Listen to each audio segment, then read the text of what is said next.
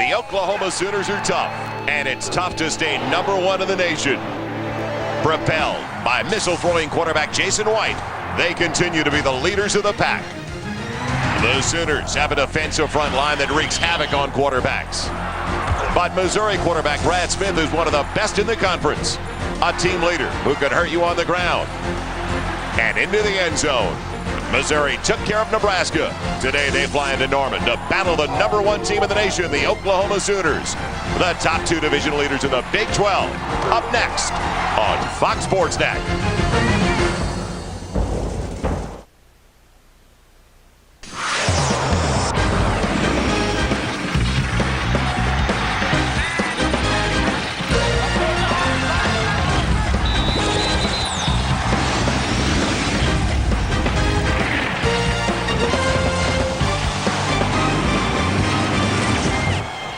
It is a classic football Saturday in Big 12 country. How does that look? I don't think it gets any better than that as far as I'm concerned.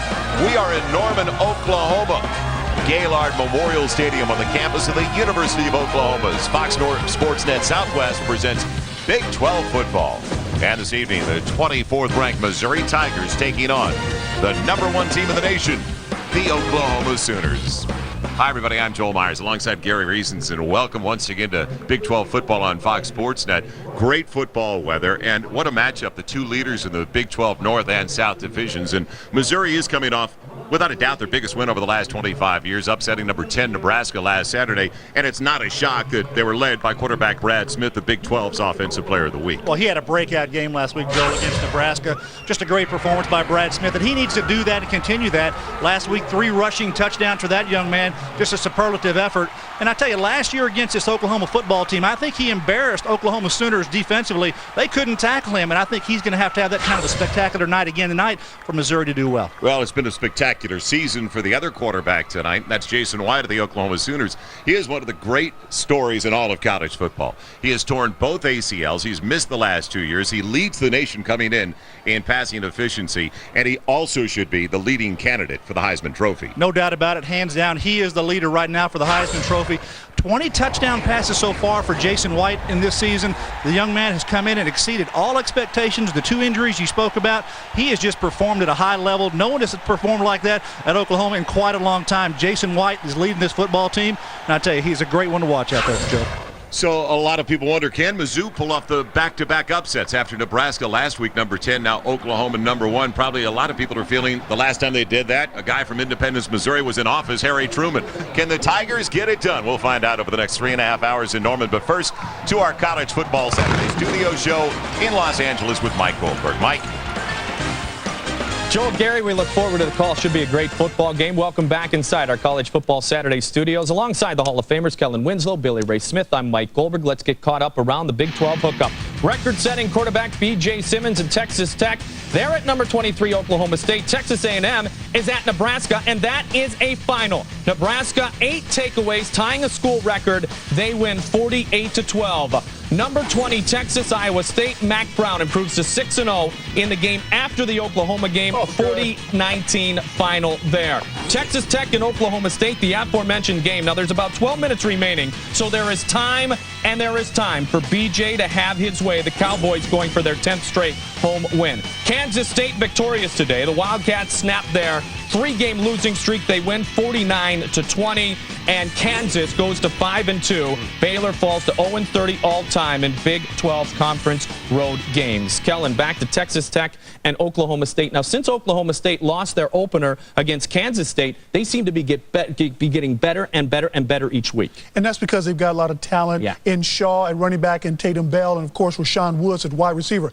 But Texas Tech, this is their biggest matchup of the year, and right now we know they can score. We don't know if they can stop anybody. Yeah, and that's exactly where you see Texas Tech falling short. I mean, all the talk is about B.J. Simmons and the hundreds of yards. He had 3 straight 500-yard gains, you know. you got to have a defense, and maybe they'll start going out and recruiting some of these players to play a little defense out in Lubbock. Otherwise, they're just going to score a lot of points and lose a lot of games. It was the number 2 offense in the nation against the number 5 offense in the nation. As I mentioned, still about 10 minutes left in that game now, so we will see what happens. BJ still has time to work it. Looking at the leader of the Oklahoma's vaunted defensive unit, senior linebacker, there's number 11, Teddy Lehman, number 24, Missouri. At number 1, Oklahoma, the kickoff is forthcoming.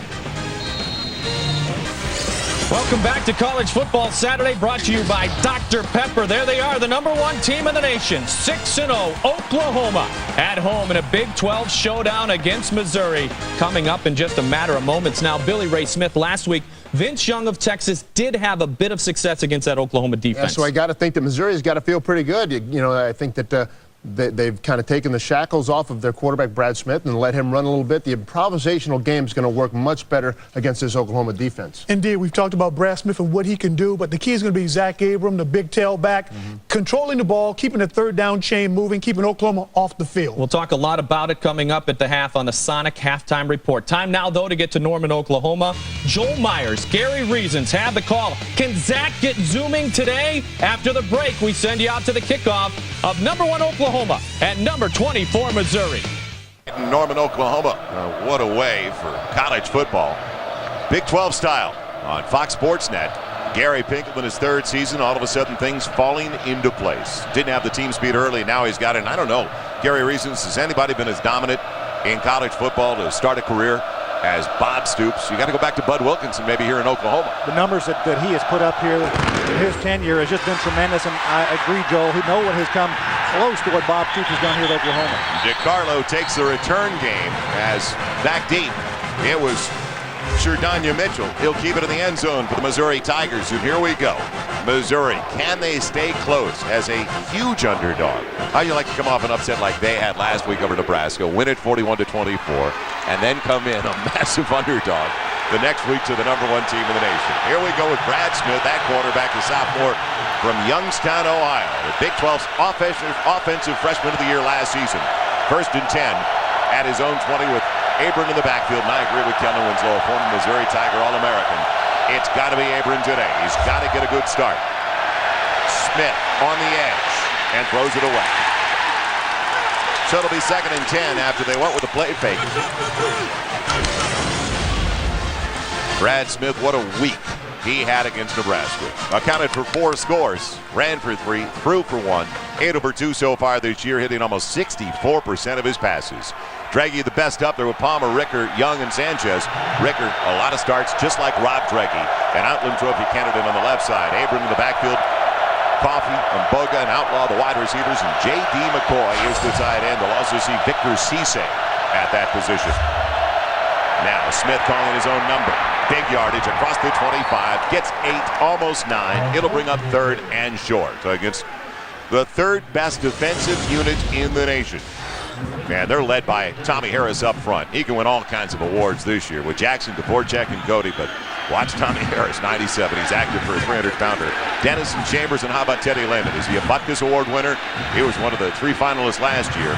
In the secondary, Perkins and Strait. You can't throw against them all that well. And Nicholson and Everidge are the safeties. The Yamaha starting 11 offensively and defensively. And already, Missouri is going to call a timeout. So Missouri, indecisive when they came up to the line personnel-wise against the package that Oklahoma displayed. Yeah, but you see what Gary Pinkel is attempting to do here early in the football game, getting Brad Smith, give him a chance to get out on the edge and make some plays, get the ball in his hands. Take a look at what I think Missouri has to do to win this football game. Obviously, Abram running the football, and Brad Smith, as we're talking about here early, get on the perimeter and make some plays.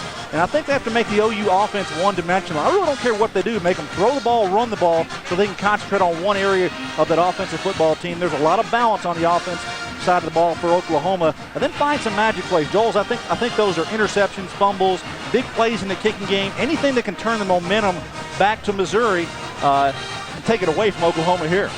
Last week against Nebraska in the 17-point victory, another come-from-behind win, the 3rd of the season for the Missouri Tigers.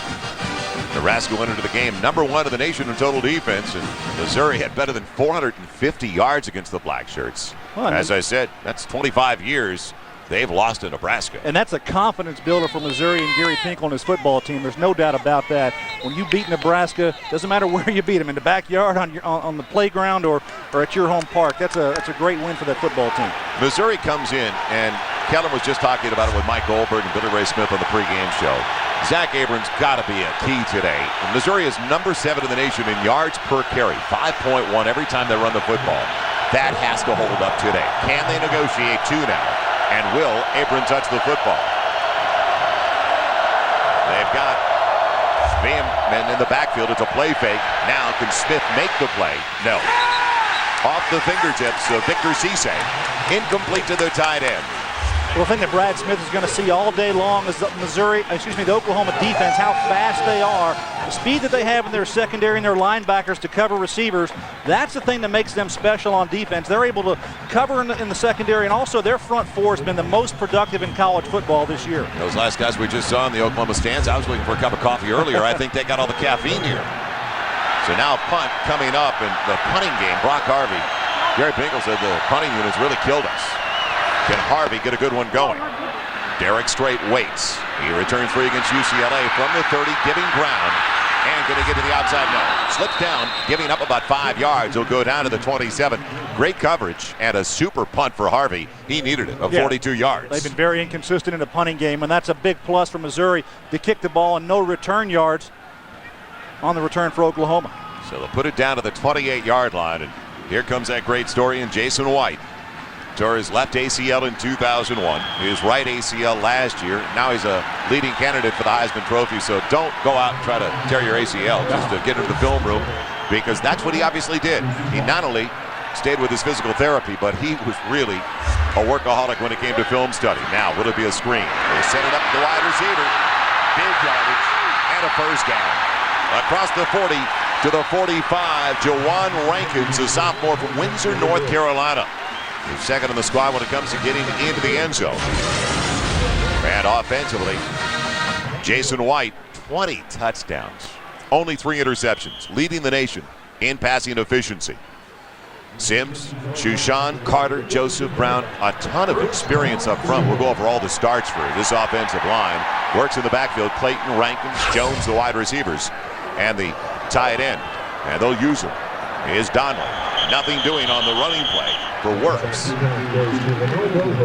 So Works shut down in his first try. No gain on the carry. And the defensive 11 brought to you by Yamaha, the Missouri Tigers. Smith leads the front 4 with 6 sacks. Mosley has 4. Ville had an interception last week. Ellison, the underneath tackle as well. And Barnes Kinney leads the Tigers in stops along with Jason Simpson. Washington and Harden to the corners.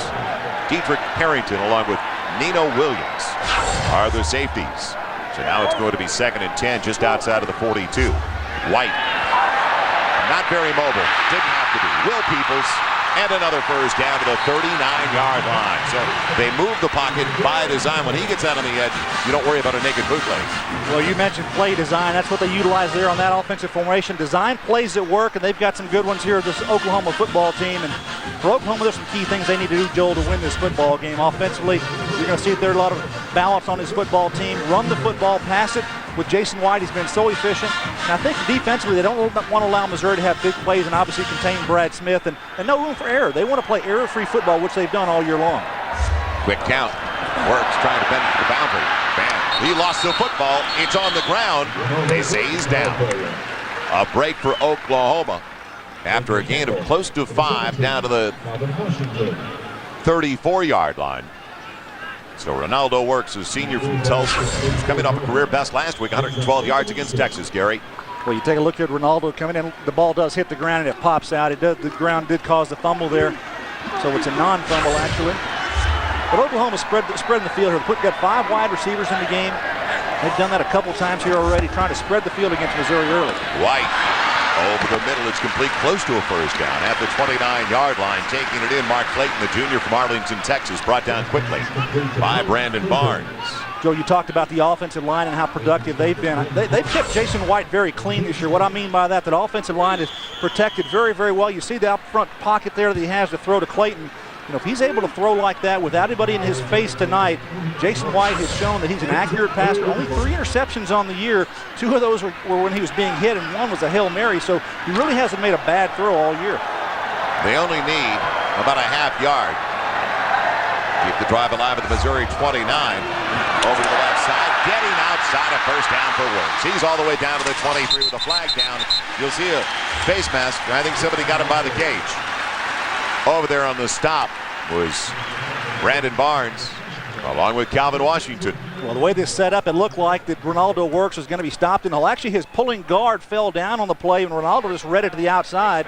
15 yards, each case half the distance, automatic, first down. Face mask tacked on at the end of the play, but Ronaldo does a good job of reading it to the outside. He's got enough speed. I saw him here as a freshman 4 years ago, and he broke onto the scene and did a great job early in his career, and hasn't had the quality starts and quality time because of a Quentin Griffin who they lost this year. Graduated a year ago, that great tailback, but now the combination of Ronaldo Works and Kewan Jones in that backfield keep the running game alive for the Sooners.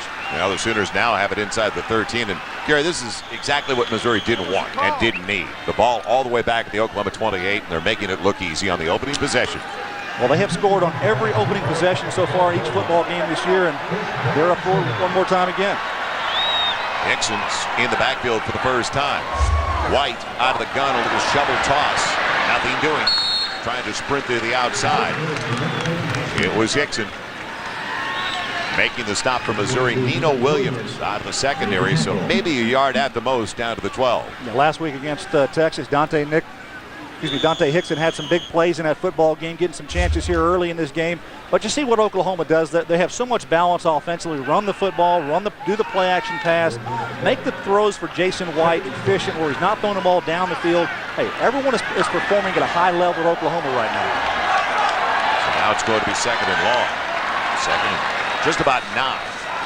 White on the quick one, and threw it behind his man. A break that it wasn't intercepted. He wanted Rankins. Yeah, Rankins wasn't even ready for the throw, and he throws it behind him, but Rankins really is trying to go to a little slim post here, and he's trying to set up the cornerback. Take a look on the right side of the screen. He's going to come up and cut inside, and watch the ball delivered behind him, and he thought he was going to continue straight, but he's trying to go to the post, as I mentioned. Michael Hart, the senior from Kansas City, the defensive back for Mizzou, had a better shot at it. So a big third down for Missouri. It would be a pick-me-up if they could hold Oklahoma to a field goal try here. How about those numbers last week against Texas? Almost 300 yards passing. He only threw 4 passes in the fourth quarter because of the blowout. Out of the gun. Blitz coming. They pick it up over the middle. Deflected. And pass interference is called. Coming through the wide receiver, Travis Wilson. They called it on Nino Williams, I believe, the free safety.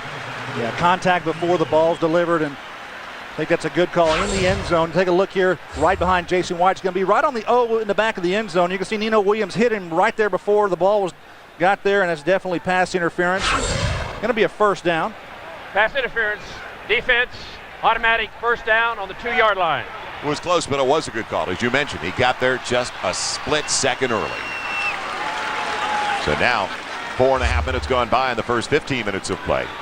Missouri went 3 and out with a punt. Oklahoma from their own 28. First and goal at the Missouri 2. Yeah, it's tough to match up with this Oklahoma football team. They've got so much talent. Their wide receivers are good. Their tight ends are good. Their running backs are good. And their offensive line, we talked about early, they are playing very well right now.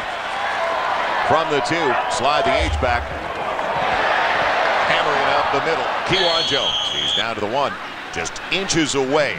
Sophomore from Jenks, Oklahoma. So they're about to go 7 for 7 on opening possession so far this season. Yeah, trying to bang it in there. For Missouri now defensively, hey, this could be a big stand for them. A goal line stand would be a momentum builder, as you mentioned a minute ago, Joel. If they can stop them here, which is tough work because they've got 3 more downs here to punch it into the end zone. But Missouri, if they can find a way to make a play against this Oklahoma team, hey, that'll give them a little bit of a boost. In the eye, Jones, the tailback, will get it again. And did he get there? No. Inches shy. It'll be 3rd and goal as they lined up Tommy Harris, the nose tackle, at the tight end spot. Yeah, the coaches told us that they would do that sometimes with Tommy Harris on the line of scrimmage. Take a look, the big guy there trying to block to the outside and open the hole for Kewan. Not a good block. Good job on the defensive front by Zach Ville, beating that block and coming in there and making a play on Kewan Jones. A year ago, Joel, Kewan Jones was their short yardage back and scored quite a few touchdowns for the Sooner football team. Good job by Brandon Barnes as well. Some receiver from Sykeston get his pads underneath the running back. Push in back. Now Works takes over. 3rd and goal Ronaldo works. He's in. Touchdown, Oklahoma. Runnels, the H-back, providing the big block. And the Sooners march 72 yards to start the day.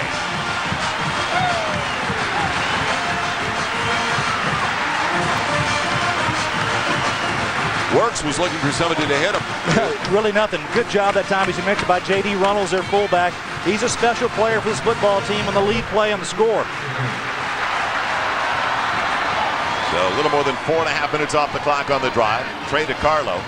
He has missed 2 extra points this year. He is perfect on his first try today. And we're about 6 minutes into the first quarter. Oklahoma impressively starting the contest on their home field, the #1 team in the nation, with a 7-0 lead over Missouri. Fall Saturday presented by Dr. Pepper on Fox Sports Net. All brought to you by Dr. Pepper. BU, nothing's better. It's Dr. Pepper. By Sonic. It's not just good. It's Sonic good. By SBC Yahoo DSL. Get what you need faster. And by Jiffy Lube, the well-oiled machine. Like my partner Gary Reason. Well, I don't know. Maybe the Oklahoma offense is a well-oiled machine. That is a very efficient drive by the Sooners, marching down the field on their first possession, as they've done each game now this season so far. You know, when you face Oklahoma, do they offer you a blindfold and a cigarette? It is tough when you come into Norman. They are that good. We talked about the run that Bob Stoops has had here. So now going back deep, Roberson again, along with Jardanya Mitchell. But DiCarlo put it about 8 yards in. It's amazing what he has done. Big 12 championship game last year, on their way to a win at the Rose Bowl. And what a thrill for a school from the Big 12 to begin with, to be in the Rose Bowl. And they took care of business there. So DiCarlo will kick it away. Roberson, we just saw waiting. And both guys now into the end zone. It's a downwind behind DiCarlo. And will they bring it out? No, Weiser. It'll stay in the end zone with Mitchell.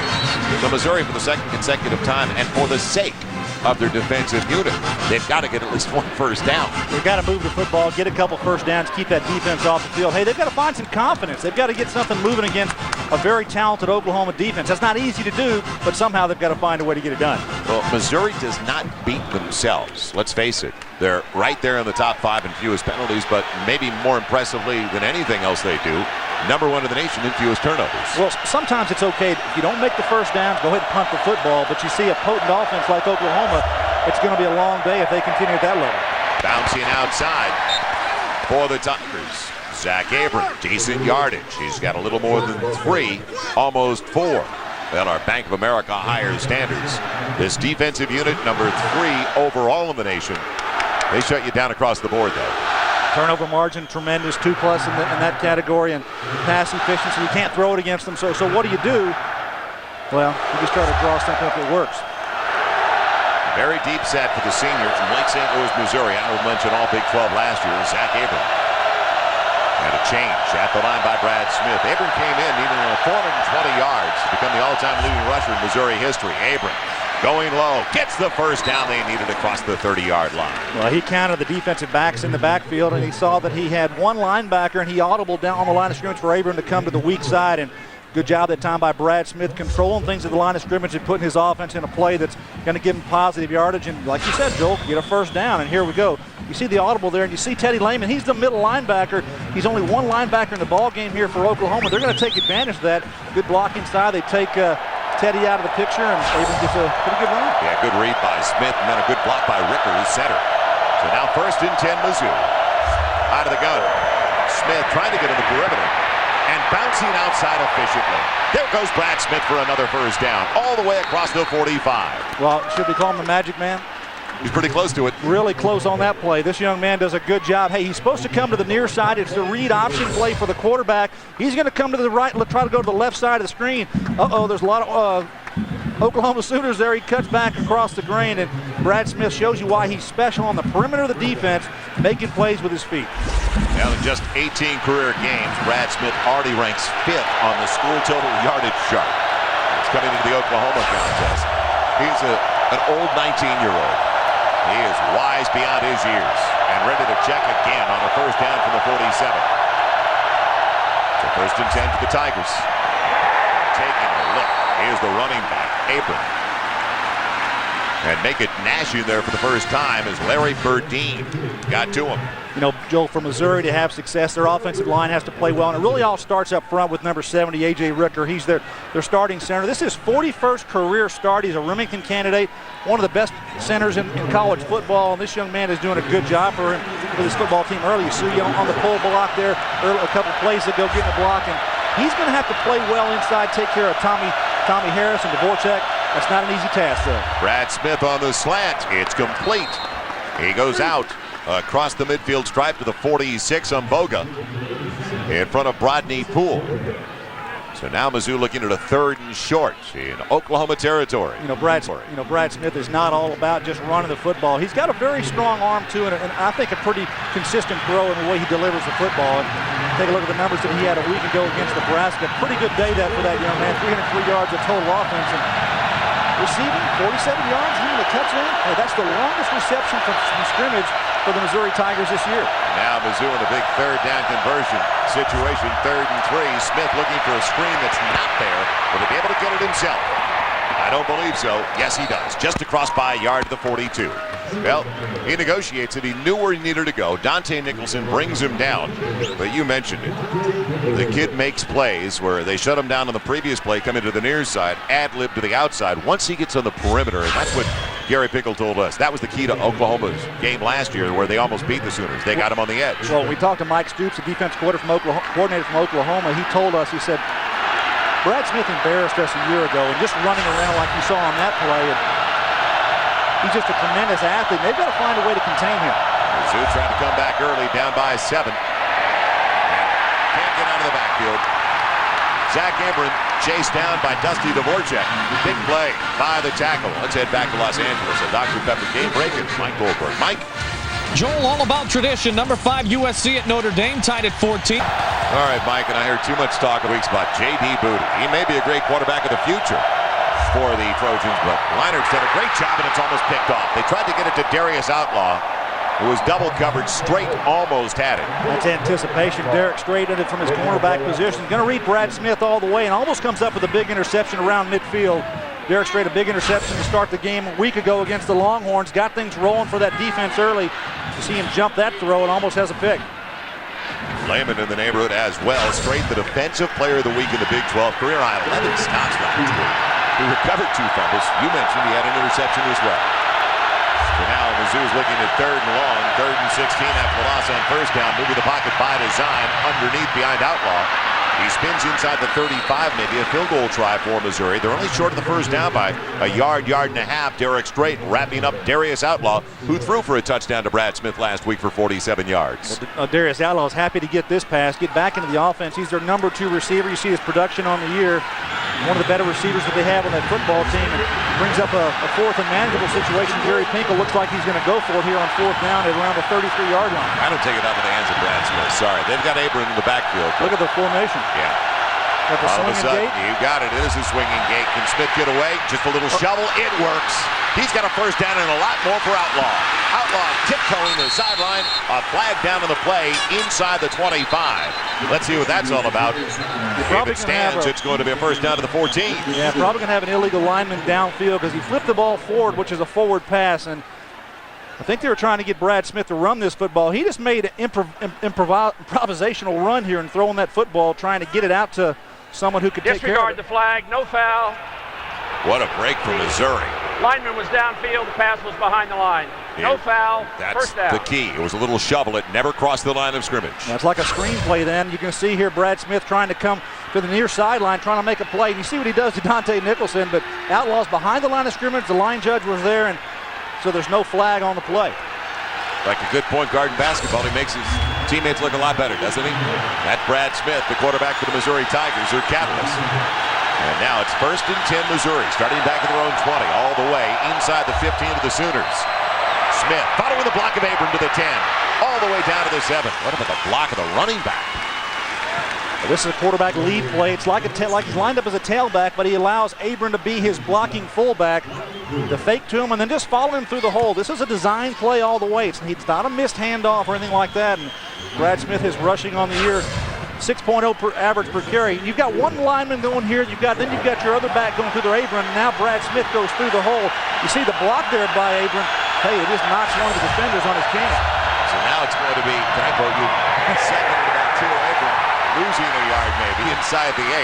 You know, you brought the great point on the ride over from the hotel this morning. You talked about certain teams are difficult matchups for other teams, and maybe Brad Smith just happens to be a difficult matchup for Bob Stoops and his group. Well, that is some truth to that. And sometimes some teams match up personnel-wise, system-wise, what to do offensively or defensively. It just doesn't. It's hard to defend. And, last year they had a tough time against Missouri. They're moving the football now. You look at Oklahoma State playing Oklahoma. They didn't match up the last 2 times very well with that football team, and they lost in those 2 ball games. Brad Smith for the tight end and overshooting his man. As it's going to be pass intended for J.D. McGoy. 4th and 3 for Missouri.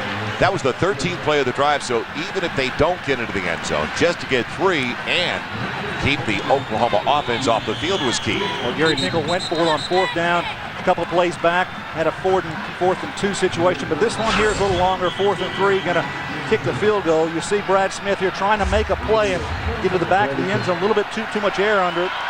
It'll be a 26-yard attempt trying to get Mizzou on the board. Michael Matheny, senior from Columbia, 3 of 4 on the season. Can he give the Tigers some points? He does exactly that. So Matheny has the Tigers on the scoreboard in Norman. Mizzou trailing by 4 to the #1 team in the nation, the Oklahoma Sooners. Out there, they just faded second halves of early games. His first year there, a little bit better last year, and now they've got 4th quarter comeback wins this year. So if they can hang around our Jiffy Lube scoring drive, anything can happen because it's a different program now under Pinkel at Mizzou.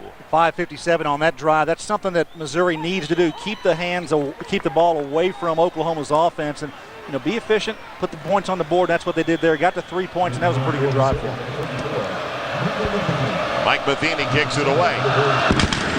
Perkins back deep along with Rankins. Perkins going to take the line driver at the 3. Sets it up over to the left side, 15-20, spun around and belted to the 22. So Mizzou slows down one of the best return men in the nation. Beaming down there.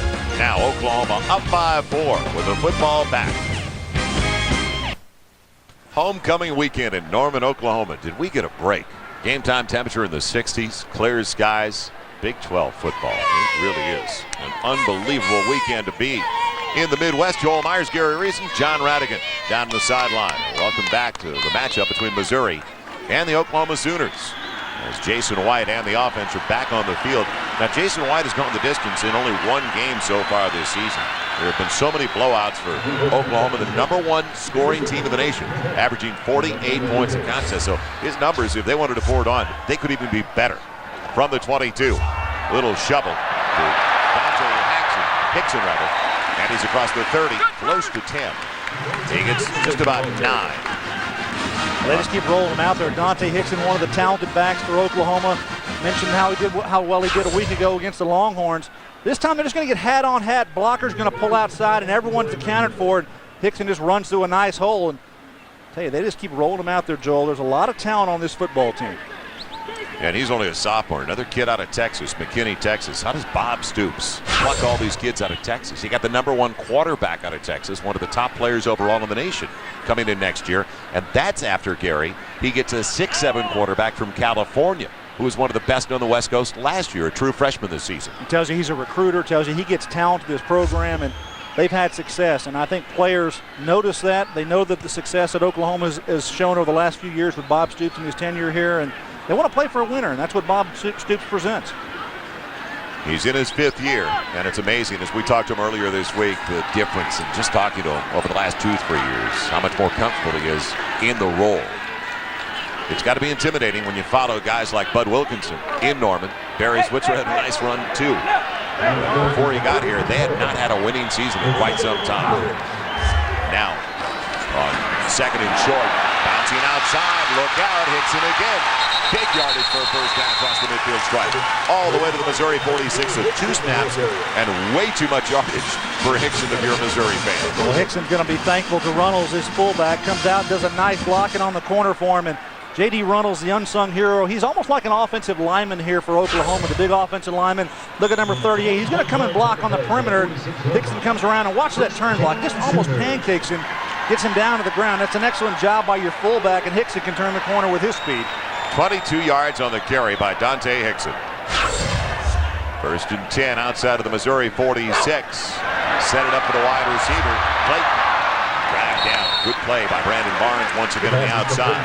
You got to be quick to get to Clayton at 5'11", 190 pounds, a junior from Arlington, Texas. Yeah, I'm talking about blocking. That blocking goes all the way across to the wide receivers on this football team. That's one of the things that they grade very hard on this football team at Oklahoma. You want to go down and block and get a pass to the outside. You want to get your wide receivers into clear space. Your other wide receivers have to block. Brandon Jones, an excellent job that time, and giving a nice block outside.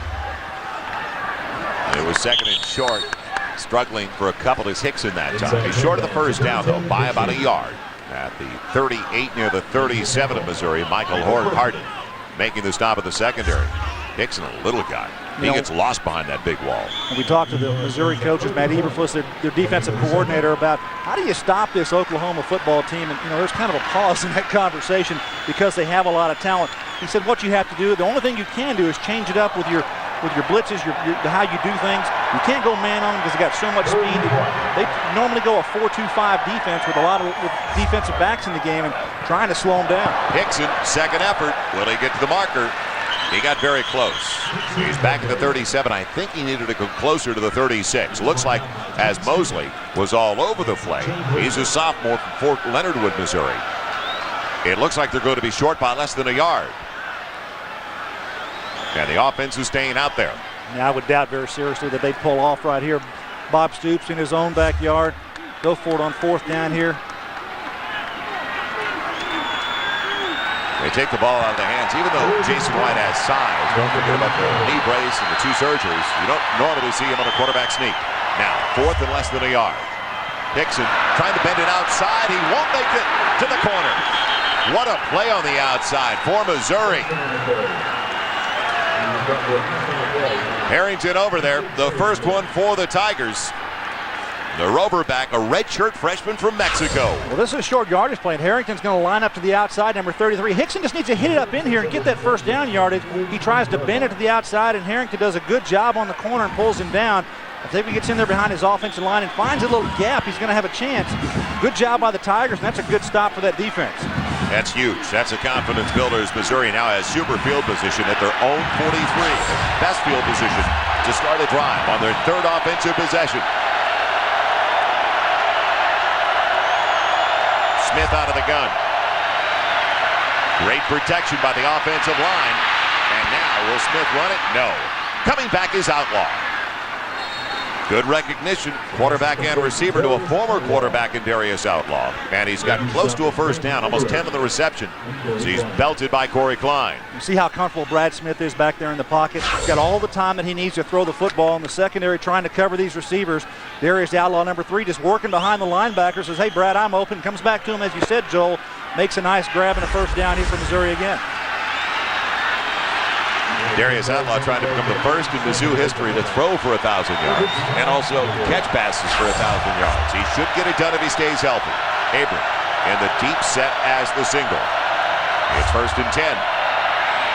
Plenty of time for Smith and a poor throw. Well behind Darius Outlaw. In fact, the defensive back had a better shot, Brodney Poole. Yeah, Brodney Poole is one of these players that's come into the fold here for the Sooners this year and played exceptionally well. They actually say that he is the best pure athlete in that secondary, and to have him back there, he can play any position, any cornerback position, safety position, and Mike Stoops really likes him on his football team and talks very highly of Brodney Poole. That's Mike Stoops, the co-defensive coordinator for his brother Bob here at Oklahoma. It'll be 2nd and 10. Smith in trouble, and Smith on his way down. He never saw Dan Cody. The junior from Ada, Oklahoma, tied for the team lead, and now he's got the team lead with 5 sacks. That's his 5th sack of the season. This front 4 has done a great job for Oklahoma all year long. He just beat the right tackle that time. The left tackle does a good job getting in the backfield and making a huge play here for Oklahoma. That's the final snap of a very entertaining first 15 minutes in Norman. The number 1 team in the nation getting a battle so far. Number 24 Missouri is Oklahoma. Leads it by 4. Team of the nation leading by 4. We welcome you back to Norman College Football Saturday, presented by Dr. Pepper. Number 24 Missouri hanging tough, but are they falling in love with the pass? Dan Cody loves it. You want to play quarterback in the Big 12? You got to deal with a guy like Dan Cody coming nasty around the corner. Missed assignment actually from Missouri offensively. They can't do that tonight. This defense, they're going to chew him up if they allow him to get back in that backfield like that. Joel Myers, Gary Reasons, John Radigan down on the sideline. And can you fall in love with the pass too much? Because you want your quarterback to have it in his hand so often if he does want to run the ball after he surveys the situation. Because coming in, Kellen talked about it, you and I talked about it, running the football and keeping the Oklahoma offense on the sideline. Well, now you're at 3rd and 21. You're going to be throwing the football here, at least do something passing the ball, you'd think. But you've got to run the ball 1st and 2nd down, whether it's Abram or Brad Smith. They get positive yards. You can't keep going backwards. All right, we haven't seen a screen from Mizzou yet. Abram stays in there. As Gary mentioned, 3rd and forever. Smith with the pocket collapsing, and he's on his way down, back at the 40. So another sack for the Sooners back at the 39-yard line. Getting in there, Wayne Chambers along with Dante Nicholson. Dante Nicholson the first to get him, and then the help there from the rest of the Sooners defensive front. That's a good job in the coverage in the secondary for the Sooners, and the pressure just surrounded Brad Smith. The Cody sack, though, killed the Tigers, and now Todd Gessler will punt it away. And away being the key. He really got into it. And it goes out of bounds at the 8. So what an improvement for the Missouri punt team. That's exactly right. They don't want to punt it down the middle of the field for him to be able to return the football. Some of the best returners in the country here, and that's Antonio Perkins back there, not letting him catch that ball and make positive yards, and then a good kick going inside the 10-yard line. So a punt of 53 yards for Gessler and no return. Well, this week on Fox NFL Sunday, the pregame show, Howie Long heads to New York, finding out what's wrong with those Giants. What do they have to do to get back on track? And you'll never guess what Simeon Rice does on his off day. Cam Oliver with the inside scoop. The Ford F-150 Fox NFL Sunday pregame show. It's tomorrow at noon Eastern, 9 Pacific. And, of course, 11 here in the Central Time Zone. Beautiful night for football, and Oklahoma's got it their own 8. Works setting up in the eye. White, though, going to his wide receiver, Clayton, and leading him perfectly. So a big first down and breathing room across the 25 all the way to the 26-yard line. Well, Mark Clayton has been the #1 go-to guy here for Oklahoma this year, and he's done a good job catching the football. You're going to see a bad angle here by Mitchell on the outside on Clayton. Clayton stops for the ball. You see the angle he takes, he goes outside, and Clayton takes it inside, cuts up to the middle of the field, makes a nice play after the catch. And it's one thing not to want to get burned, but to give a guy a 12-yard cushion like that off the line of scrimmage. Now White knocked into his wide receiver. Big yardage and spinning away. Brandon Jones down the sideline all the way inside Missouri territory at the 29-yard line. Mitchell gets to him. Well, Jason Simpson lines up as a free safety on this play for Missouri on defense, and Brandon Jones catches the ball in traffic over the middle. Jason Simpson thinks, hey, I'm going to give you a big hit on this and knock the ball out of your hands. Watch number 81 come into the middle of the field here, and here's Simpson right here. Got a shot on him, and take a look at the shot he takes, but good job of keeping his feet going, and that's yards after the catch. We call them yak yards. That's a great job by Brandon Jones. Yeah, that's 21 yards after the catch. As he cut her to the midfield stripe, you talked about the hit. You better wrap him if you're going to put that hit on him. Now from the 29, works. Trying to bend it outside. Takes it inside the tackle for 9 all the way to the 20. Didn't get touched to the line of scrimmage, Joel. Good blocking on that offensive line. Gary, 3 snaps for Oklahoma from their own 8 all the way to the Missouri 20. They move it in a hurry. They've got the talent to do that. They can make big plays, and Gary Pinkel's got to get his defense settled down out there, and they can't allow big plays to happen against this football team. One of the things we talked about at the opener, one of the keys of the football game, that Missouri cannot allow big plays for this Oklahoma offense, and they chewed it up pretty quickly here. Yeah, Jason White has at least 1 completion of 45 yards or more in every game so far this season. He's been amazing guiding this offense after a 2-year layoff with the torn ACLs. After the play fake, he's in trouble. Good footwork, though, to get to the outside and behind Jawan Rankins. So normally you don't see him that comfortable out of the pocket. The mobility's not there because of the bad knees, but he showed decent footwork. Yeah, actually showed pretty good speed getting around to the corner here. You're going to see the read play, fake to that back coming there. That's works. Going to block on the backside. Jason White rolling outside. He's got an open receiver in Rankins there, but just a poor throw behind him. One of the few poor throws that he's thrown this season. It'll be 3rd with less than a yard. 3rd and 4. Keep it on the ground with Works. It His works, big yardage, all the way inside the 10 to the 5, first and goal at the 3. Touchdown saving tackle for the Tigers by Michael Harden. Michael Harden, the last guy there for the Tigers defensively. He has to pull Ronaldo Works now. Take a look at the offensive line and the blocking up front here. Jamal Bryant, you see him coming from his right tackle position, cleaned everything out. Good job that time getting in behind his offensive line blocking, and Ronaldo Works was smelling that end zone. So Missouri thought they were in good shape when they punted the ball 53 yards out of bounds at the 8. Little did they know. Works in the eye. First and goal from the 3. Works going low for a yard down to the 2. So they average 48 yards, 48 points a game. That's number 1 in the nation. Oklahoma trying to stay on course and add to their 7-3 lead. Barnes made the stop. Well, this is where it gets physical in here. Your defensive front has to take it on. You see the helmet knocked off by Runnels there.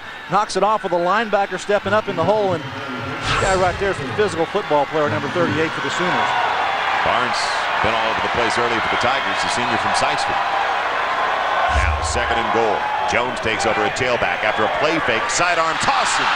Runnels couldn't hang on, and he was available in front of Barnes. Yeah, he had him in a touchdown catch a week ago against Texas and caught an easy pass. That was a little more difficult up around his. Had to reach up for that one. Jason White, the play fake here, and he knows he's got him, but goes right through his hands. It's a defensive struggle today between Oklahoma State and Texas Tech. How about 100 points? I know the guys in the studio are going to be talking about that in just a moment. 7-3. Big play once again early for Missouri. 3 minutes gone by in the second quarter. Can they hold him to a field goal try? Third and goal from the 2. Works is back there. And confusion, especially in the backfield between Works and his running mates. Jason White uses the first time out of the first half for the Oklahoma Sooners. We'll find out what the number 1 team in the nation does when we come back on a third and goal, leading Missouri by 4. Oklahoma Sooners trying to add to their 4-point lead, and welcome back to Norman. Joel Myers, Gary Reasons, John Radigan. 3 minutes gone by in the second quarter. College Football Saturday presented by Dr. Pepper, and a perfect night for football in the 60s in Norman, Oklahoma. Couldn't ask for a better situation. Now, Gary, you're Bob Stoops. What do you call third and goal from the 2? I think you keep pounding the football. You've got a good offensive running game going here. Be physical against this Missouri Tiger defense, and I think you go out there and run with the big guns. This drive started all the way back at the 8. This is the 8th play coming up. And Jason White looks like he's going to be in the shotgun. He's got Works in the backfield. Slides the wide receiver. Jones in motion. Plenty of time, and it's off the fingertips of the tight end as he was trying to hit Donnelly, although he was actually Jones trying to was right behind him, and Jones was available on that cross. He saw Brandon Jones first, trying to get it to him, but Donnelly comes across as the tight end. You're going to see Brandon Jones right here, and watch this come across, and Jason White's going to throw the ball right there, and this is a receiver he's looking for. You got it. See Brandon put his hand on his head. Oh, I've got that one, and Donnelly gets a hand or two on it. Look at that picture right there. Jay DiCarlo, he is going to try a 19-yard field goal attempt. He is 12 for 13 in the season. He's at 19 of his last 21. It's on its way, and the Sooners lead by 7. So Mizzou, it's strong. When it became a goal line situation, it's only a 7-point deficit for the Tigers. College Football Saturday presented by Dr. Pepper on Fox Sports Net. Brought to you by Dr. Pepper. Be you. Nothing's better. It's Dr. Pepper. I need one. Buy a Whataburger, a double, extra onions, mustard, lettuce, tomato, just like you like it. Also by Nissan and your local Nissan dealer. And by Quaker States, specially formulated to meet the needs of your vehicle's engine. Oklahoma with a 19-yard field goal by DiCarlo will kick it away, back deep. Roberson along with Mitchell. And will Missouri get it? Slightly in the wind. DiCarlo hits it. And another good one. It is going to be Mitchell past the 10, finds a lane and barely pulled down the 24-yard line. Time once again for a Dr. Pepper game break. Let's head to Los Angeles. Mike Goldberg. Mike, what's the latest? Joel, the shootout in Stillwater is final. Oklahoma State leading Texas Tech by 2 late, 3rd and 25. B.J. Simmons intercepted by John Holland. The Cowboys have won 6 straight. Their only loss, the opener at Nebraska, 100 total points scored. What a shootout, Joel Myers. 100 points. You score 51 and you only win by 2, Gary. Tough defense, both football teams, and that must have been a fun one to watch. Thanks, Mike. Out of the shotgun, Brad Smith with pocket protection and available behind the secondary. What a catch. Taking it in front of Derek, actually behind Derek Strait. Mizzou, yes. Gets her man free. Ekwekwu. Ekwekwu does a good job here on the outside. I think there's some confusion in the secondary for Oklahoma. Brad Smith on the read option pass here throws it downfield, and Derek Strait having to chase because no one's got her. Ekwekwu here doing a good job behind the secondary, but obviously a missed assignment back there for the Sooners. Ekwekwu is a true freshman from Arlington, Texas, and all of a sudden, just like that, from their own 24, Missouri in Oklahoma territory. Brad Smith weaving his magic all the way inside the 30 down to the 29. It didn't look like it would get much, but a plus 6 or 7. Yeah, 6 or 7 yards on that play. It's a read play. He's going to try to follow Abram again on the lead block, but there's nothing there. And he just makes something out of nothing, Brad Smith does oftentimes, and that's a good example on that last play. Yeah, that's why it's got a, you look at it. Look, isn't that a great shot? There's Mike Stoops. Like, do you believe this? I thought I had him in the backfield. Yeah, and that's what it's got to make it crazy as a defensive coordinator. From the 29, 2nd and 3. If they get some yardage on the ground, Abram won't get there. No gain in the carry, maybe a half yard at the most. Wayne Chambers in on the hit, the middle linebacker. Our Whataburger leaders in the Big 12. Tatum Bell had a big one today, didn't he? What was it, 2 1/4 for Oklahoma State on the ground? Over 200 yards in that football game. Zach Abram coming in today needed 420 yards to become the all-time leading rusher in Missouri history. They had Johnny Rowland, James Wilder, some very good ones that ran for the Tigers. Damian Nash takes over in the backfield. It's 3rd and a little less than 3. You take it out of his hands. Smith out of the gun. 4-man rush. And almost a hold. Can Smith get away? It is a hold. That was pretty blatant right up the middle. There's a Tommy Harris who almost got to the quarterback. No doubt about it. Tommy Harris beats the offensive guard. They have to hold him, try to keep him out of there. He's just so strong. His upper body strength is tremendous for a defensive tackle. There's definitely a holding call here against Missouri. And that'll take him out of field goal range, and I think you've got to take the penalty, even though you give Brad Smith 3rd and a chance at 12 or 13 yards. Well, you're going to take the penalty here, no doubt about it. But holding, offense, 10 yards, replay 3rd down. When you have the ability to rush 4 players and just break through in the middle like you have with Tommy Harris, hey, it's a lot of things that you can do defensively. That's why we talked to Mike Stoops. He talked about Tommy Harris and how well he's playing, and you have to account for him in there in the middle, number 97 for the Sooners. It's hard to miss him. He's one of the bigger guys out there, 290-pounder. You know, Gary Pinkel doesn't quite have the Bill Cowher chin, but he's got a pretty good jaw working. So now 3rd and long. 10-3. Sooners on top of the Tigers. Just about 5 minutes gone by in the second quarter, and Mizzou is going to use their second timeout. We will do the same in Norman, Oklahoma. 10:08 to play in the first half with the #1 team in the nation leading, but only by 7. Report, Joel Myers. All right, Mike, a very busy day, so we'll be with you in the studio in just a few minutes with 10:08 left to play in the first half here in Norman, Oklahoma. And can Missouri pick up 13 and burn the decision by Bob Stoops? It would have been about a 47-yard field goal try for Mike Matheny. His longest so far this season has been, well, last year was 44. This year, right at 40. Abram is in the backfield. The only one flanking Brad Smith. Smith out on the edge. He's got a man wide open. And close to the first down. Lunging, and he gets it. Do you believe it? Marcus James, the senior from Liberal, Kansas. Now will he get the mark? As he got away from Teddy Lehman. Now one of the biggest receivers, 5'8", 175 pounds, but keeps his legs working to get that first down. And Brad Smith, little slight roll to his right, throws it outside to Marcus James, who's underneath coverage. There's nobody there. Nobody's accounting for him. He takes the ball and runs through the tackle of Teddy Lehman and might have the first down. He needed to go inside the 26, and let's see what kind of spot he got as well. Well, he lands with the ball almost to the 25. And I think we got a Sooner down. I think that's Brodney Poole, number 23. A sophomore from Houston. Let's head on down to the sideline. Join the 3rd member of our team who lives for homecoming in any location, John Radigan.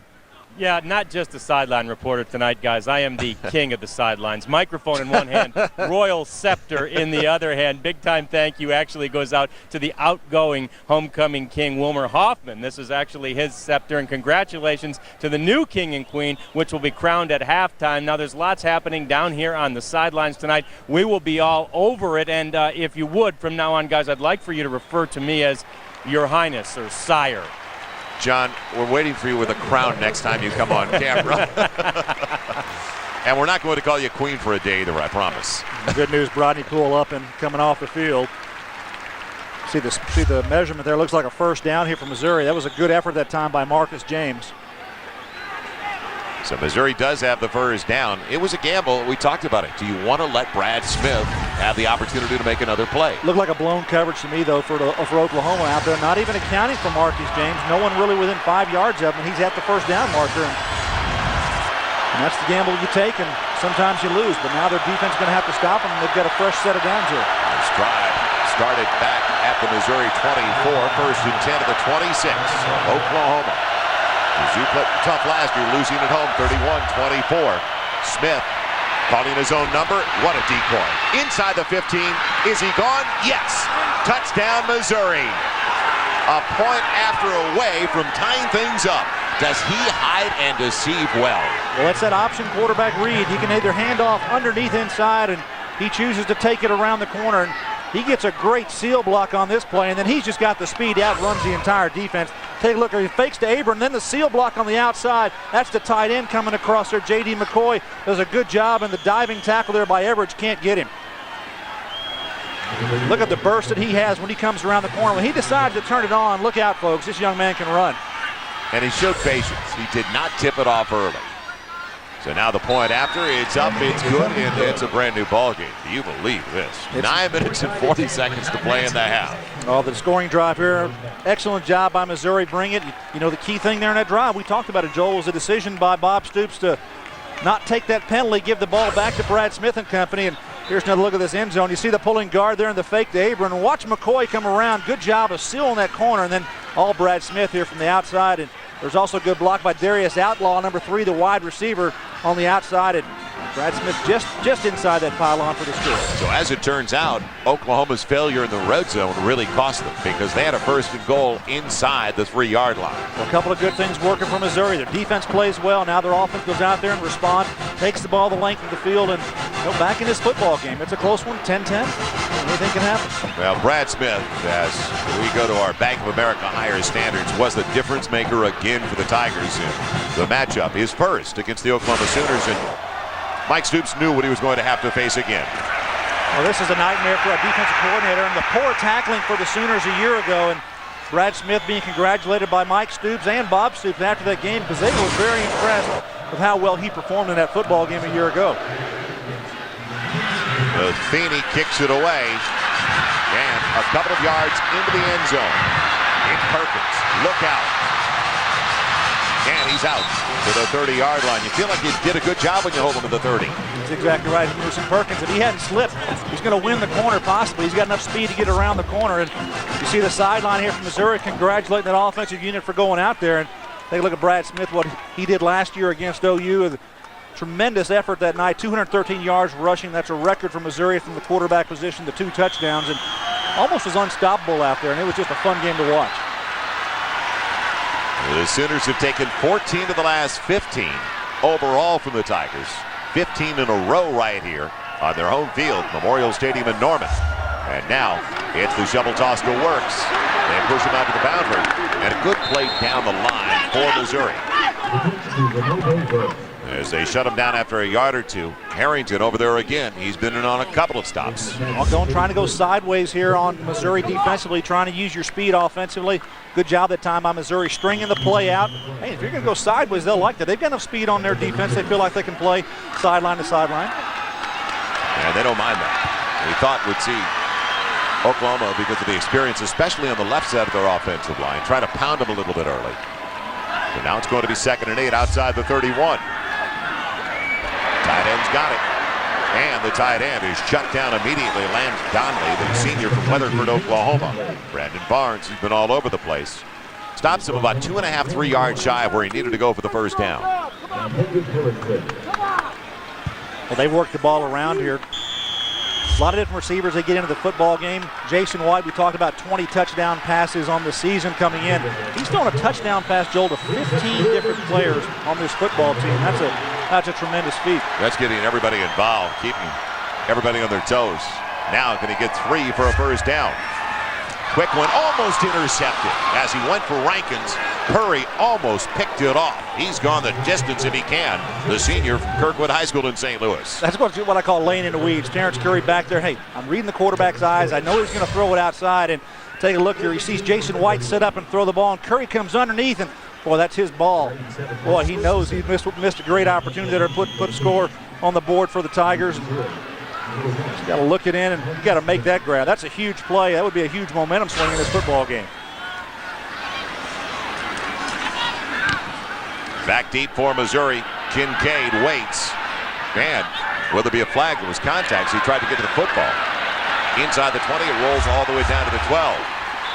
And there won't be a flag, but it almost looked like interference on trying to get to the catch. So Missouri's going to have it deep in their own territory, but they'll take it. They're tied at 10 as Oklahoma for the first time went 3 and out with a punt. Game 2 of the World Series. Don't forget, tomorrow night, 7:30 Eastern, 4:30 Pacific. The Yankees and the Marlins. It was supposed to start, don't forget, the World Series this year in the National League City until Gagne gave up the lead in the All-Star game. The Midsummer Classic, so the Yankees started at home. Who do you like, Yankees or Marlins, Gary? Give me a great contest. You know, the Marlins are pretty special this year at what they're doing, and I wouldn't be surprised if they pulled it out. Brad Smith too tall, even though Darius Outlaw has size on the outside. At 6'3", 185 pounds. Matt McCoy on the coverage. So the Missouri Tigers tied up with the #1 team in the nation. They gave them fits last year, lost with 6.5 minutes left at home on a fake field goal. Garrett Tinkle told us, you know what, it's a year later. And we beat them on counters, misdirections, draws. They're going to be much more prepared for what we do this season. And still, they've got a catalyst, a playmaker. The running back, Nash, showing the speed. The young man from East St. Louis. Knocked out of bounds just short of the 20. Missouri comes out with a bunch formation on the near sideline. You see bunch, you think pass, but really they're going to use it to set up this run play to Nash to the outside. Good job of play execution and design. Looks like a passing play in the defense. You see the bunch here, they're all going to block down. That's going to win the corner. Good job. And you got your seal block coming around here, and that's exactly what happened. And Nash gets around the corner. That's an excellent job of blocking coming around there. So now field position-wise, can Oklahoma get the stop? Missouri needs a little less than 3.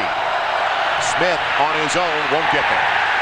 He faked it to Nash. Teddy Lehman didn't buy the play fake. Looked like Teddy Lehman was just kind of mirroring Brad Smith on that play. The speedy linebacker doing a good job of just mirroring Brad. As he goes to one side, he goes with him, and then stepped up in the hole. Brad Smith on the option here has a chance to go around the corner, but says no. You see Teddy Lehman, watch his eyes, number 11, step into the hole and make a good sure tackle here on Brad.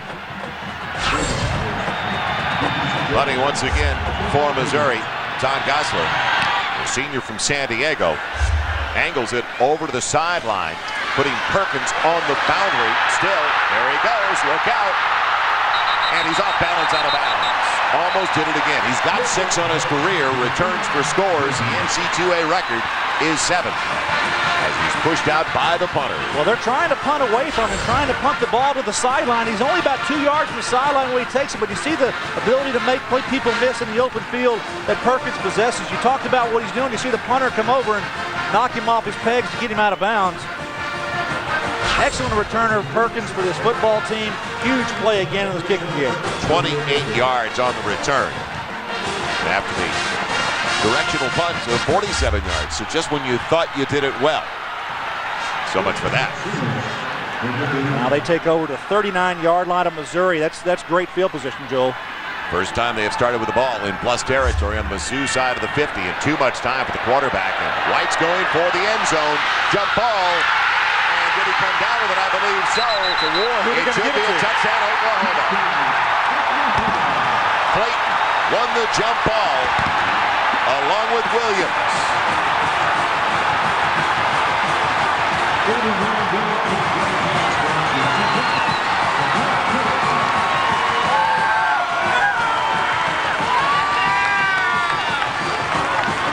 Joel, that's the big playability of this football team here for Oklahoma. You see it in the kick return game, and now you see it in the play-action passing game here. Jason White, everyone's covered, but he knows he's got one-on-one coverage outside. The pump fake, throws it up as high as he can, and you'll see competition for this football. Who actually makes the catch and struggles and pulls it away? Nino Williams thinks he has it, but no, it's a touchdown for the Sooners. DiCarlo for the point after, and just like that, a 39-yard scoring strike, a one-play drive. With 6:54 left in the half, and the #1 team in the nation regains the lead. Williams got to spike the ball here because he had inside position. You see Clayton on the outside going for the football. Look at the position he has. You talk about it, Joel. Time your jump, and Clayton goes up over the top and gets his hand on his left hand and pulls it in, concentrating more, and the official's on top of it, going to give it to him. Jason White steps up into the pocket, puts everything he's got into this football. I'm not sure he can throw it any further than he does. The ball is up high, and a good job by Clayton going to it and making a grab. So Mark Clayton, he's got another year left coming in today. In 31 career games, he had better than 100 catches. And now he's also got 14 career touchdowns. Our Jiffy Lube scoring drive took a long time, didn't it? So Oklahoma by 7. Missouri had given them great field position on the return, but Missouri helped them out because they went 3 and out with a punt on their previous possession. Yeah, Mark Clayton is the kind of the dean here of these wide receivers. Kind of a question mark coming into this football season, but has turned out to be one of the strongest suits here for Oklahoma. Passing the football to a number of wide receivers who have played very well, but Mark Clayton definitely leads the bunch. As you said, he's just a junior. Joel will be back for this Oklahoma football team for another year, and got plenty left to do, though, for this season. This has been Oklahoma's quarter all year long, outscoring their opponents 115-16 in the second 15 minutes of play. And now, just a little more than halfway through the second 15. They got 10 already in the second quarter compared to 7 for the Missouri Tigers. Going to be brought back by Mitchell at the 1. And Mitchell's got a lane across the 25 with a good return. Bounced off at the 29.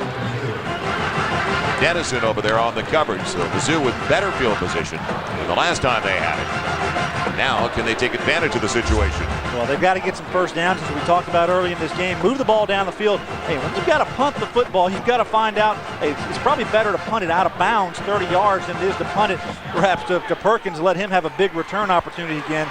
I think Brad Smith and company, get Abram in the football game, let him carry the ball a little bit, give him a chance to get some good yardage on the ground. Don't put everything on Brad Smith's shoulders. They have not really tried to run the football at all. It's all been in the hands of Brad Smith, whether it's the pass or the run from Smith. And right now it's going to be through the air, they hope. Smith going to be caught from behind. Ad-libbing, and he's got a first down.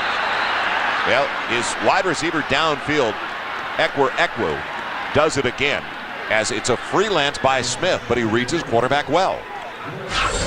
Well, Brad Smith he's a master of this. Everything breaks down to play action. You see the Tommy Harris get in front of him. He just makes him miss, and Tommy Harris trying to catch him but can't do it. Brad Smith calmly throws the ball out to Ekwu, who makes a nice grab. Hey, that's improvisation. That's what Brad Smith does, making plays on the edge, keeping his football team moving down the field. 25 yards on the catch, all the way inside the 46 of Oklahoma. Pocket holds up for Smith and can't peel away. That time they got him from behind. It's Dante Nicholson. Dante Nicholson included in the rush that time. They rushed 4. They put Dante Nicholson inside to take care of the back, and he continues through to try to get some pressure on the quarterback. He's got coverage on the back, but does a nice job continuing, comes off that block to get Brad Smith for a short gain. Not officially a sack, as you mentioned, because he did get the football across the line of scrimmage. Still close to 10, though, needed on 2nd and 10. Well, great penetration in the backfield. Knifing through Dan Cody, blew up that play right away. No chance for Abram. Dan Cody went right through Steven Sanchez, the left tackle on that play, and Dan Cody's been a real surprise for this Oklahoma football team, a real pleasant addition. He had some injuries early in his career, and he came back healthy this season, goes right through Sanchez, as I said, and just spills Abram in the backfield. So again, Missouri facing a 3rd and long. This time it's a 3rd and 18. Oklahoma is so quick you'd think that screens would work against this team because they're putting so much pressure in their front 4 on the quarterback. But they have so much speed in the secondary and their linebackers, it's tough to get a screen play to work against them, Joe. Smith in trouble. Now he tries the screen. It's Abram, and you're right. Teddy Lemon read it perfectly. drops him and make it Damian Nash. Didn't make any difference at the 48. Just watch the red jerseys come to the football on the screenplay. They get off the blocks as well as anybody in college football. That's good coaching. It's a good job by the defense. Just rallying to the play, trying to set up the screen as you think it might work against it. But no, the defense of Oklahoma, so fast, so talented. Brad Smith throws it out the last second to Nash, and you see the defense and Teddy Lehman playing off the block. Makes an excellent open field tackle. So Missouri looking at 4th and better than 10, and Gosler again is going to be in there trying to keep it away from Antonio Perkins. It'll be Perkins fielding it inside the 5. Makes the first one miss. Now, gonna get out on the edge again. He'll run out of racing room this time. Harrington down there. He's also chased down by the Tigers' Derek Mink, the reserve linebacker. So good coverage by Missouri. Oklahoma starting with the football, leading by 7 inside their own 20. 7-point lead for the Oklahoma Sooners, and they have been the big play artists so far today. In fact, a big play right away, all the way up to the 47, as they've got a first down on their first snap of the drive from Wirtz as they start at their own 18. Yeah, Ronaldo brings it all the way out to the 47-yard line here, and the Sooners are marching once again. Hickson gives him a break. Dante Hickson taking over, and he's in the backfield with Runnels. It'll be a little sprint draw, and Hickson into the secondary. Look out. Another big play down to the 34. Gary, it's interesting, while we were away, he said the one thing that's killing Missouri, they're susceptible to the big plays, and now 2 on the ground. That really hurts. Well, you're trying to take care of those receivers and take away the big play passing. Hey, sometimes you forget about the running game. Bob Stoops and his offensive football team coming back to the plays on the ground, and you see Dante Hickson here breaking through, and really not a lot of contact at the line of scrimmage. Good job of blocking, opening a hole for this running back, and Ronaldo works on the previous play with a big run as well. Well, we thought Missouri would try to stick it on the ground a little bit, keep their offense on the field. They have tried to do it through the air, though. Now Hickson in the eye, but it's going to be a short drop. And inside the 30, Juwan Rankins on the catch. Good yardage on first down. 8, almost 9, pulling it off in front of Washington. Rolling a whole new defensive front in here for the Tigers up front, getting some fresh bodies in there. They're going to run a lot of players in there on defense, so they feel like, hey, the more fresh players we have out there, the better chance we're going to have to compete. And a penalty here, going to have a motion penalty. Trying to do a quick snap. Dead ball, false start. Right to snap, false start offense. Replay second down. Now Missouri now looking at a 2nd and about 7 coming up for Oklahoma. Little inside of 7. They have to hold the Sooners to, at the worst, a field goal try. With 3:16 to play. It's all happened so quick, Joel. 2 running plays got them to this point, and that's something that you don't want to have happen against your football team, running down the field, running the ball with big football plays. And Gary Pinkel says, hey, our defense has to step up, and we've got to at least take it out of their running game. Slide Rankins setting up a middle screen, and it's almost intercepted by Ellison, the junior from St. Louis, who was on the end last year, read the quarterback perfectly. So Ellison does a nice job in trying to make a play there, gets off the block and almost knocks that play down. Mike Kellen, Billy Ray with a Sonic halftime report. It's a wild one to the Big 12 today. How about 100 points between Oklahoma State and Texas Tech? We'll go back over that one. That could take most of the halftime report. And what about the unbeatens like Oklahoma? Still unbeaten? Well, we'll find out.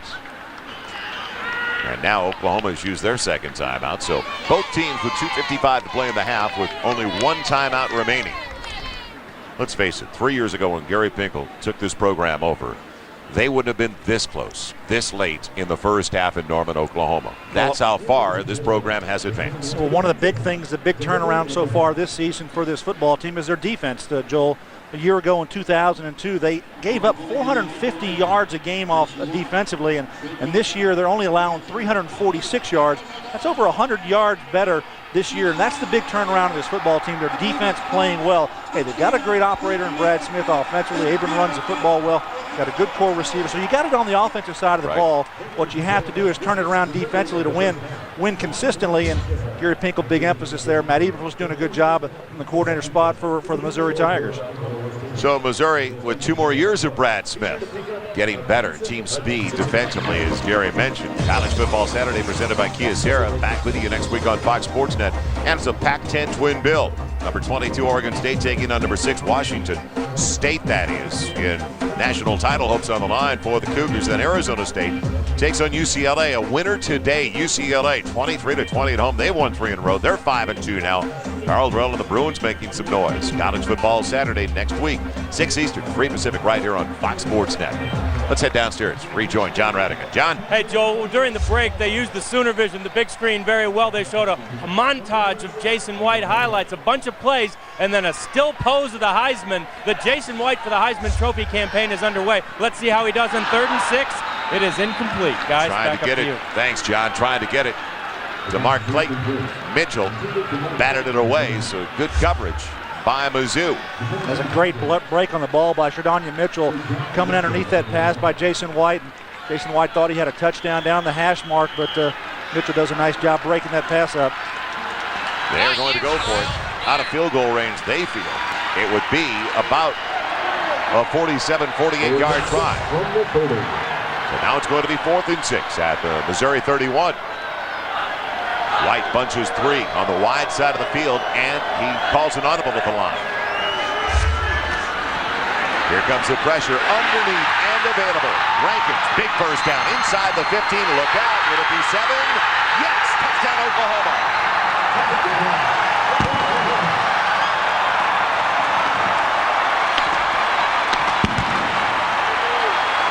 Jason White catches the Missouri Tigers in a zone blitz, and that's what's going to allow Rankins to come across the field underneath, and no one really catches him. You see the defense here going to come in. This is the blitz side here, and watch Rankins come across. No one is accounting for him, and he runs around the corner. Then he's going to make some plays here on his own, running through 1 tackle, running through a 2nd tackle, a 3rd, and a 4th for the score. Well, Mitchell missed, but Washington should have had him.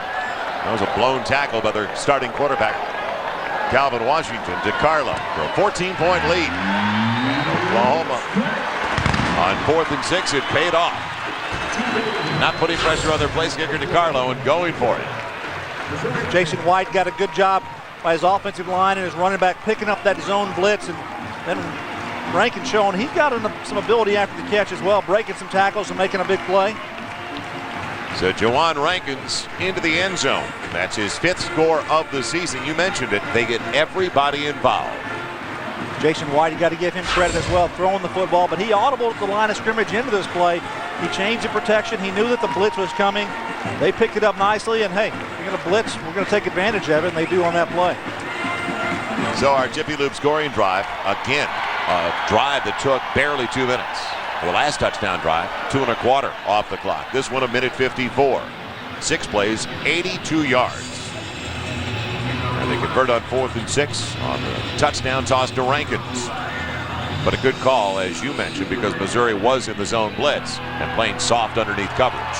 You commit 5 to the rush or 6, and you're going to give up some underneath zones, which they do on that crossing pass, and they exploit them very, very easily. Mitchell and Roberson back deep for the Tigers, waiting for the DeCarlo kick. And Mizzou gets some points, even if it's only 3 before the break. They got 1 timeout on the board. It is going to be Roberson. And Roberson taking himself down across the 20. So he's out to the 23-yard line. Field position-wise, it has really belonged to Oklahoma for the most part here in the first half. Missouri deep in their own territory too often. Twice they've started at their own 20, at their own 24, the 12, and now back at their own 23. And I don't think you need to be conservative here either. I think you need to come out and play football, try to make some plays offensively. Plenty of time to move the ball down the field. Hey, you want to get another scoring opportunity if possible. Missouri does going in before the half. 2.5 minutes to go left in this 2nd quarter. Abram, the only one in the backfield, and the quarterback Brad Smith calling his own number. Horsecoller is clotheslined at the 27 by Lynn Magruder for the defensive tackle. He's a junior from Las Vegas and also a transfer from the Volunteers program at Tennessee. Yeah, good addition to this football team, and good speed too by the big guy tracking Brad Smith down.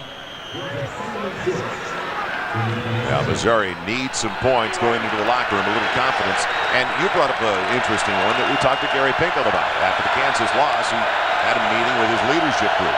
We'll get to that in just a moment. Now Smith again, hunted down very quickly by Dan Cody, who's had a sensational first half. But Gary Pinkel told us, he said, we wanted him to go out there and not worry about grades and making mistakes, but instead just make plays.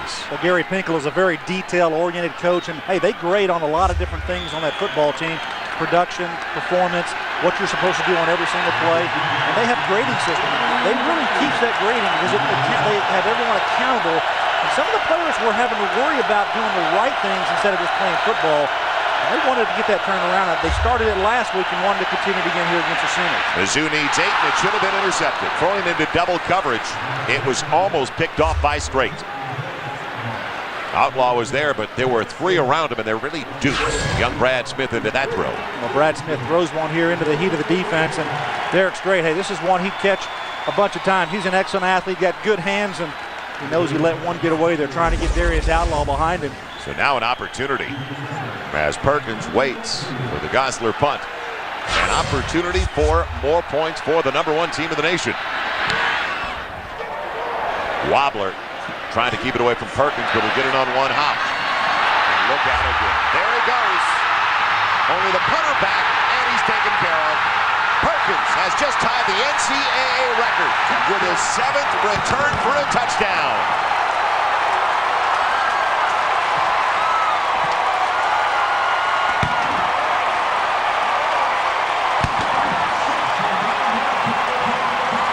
Bob Stoops knows about that record. You could tell by the smile on his face. And the wide receiver, Mark Bradley, took care of the last man for Antonio Perkins.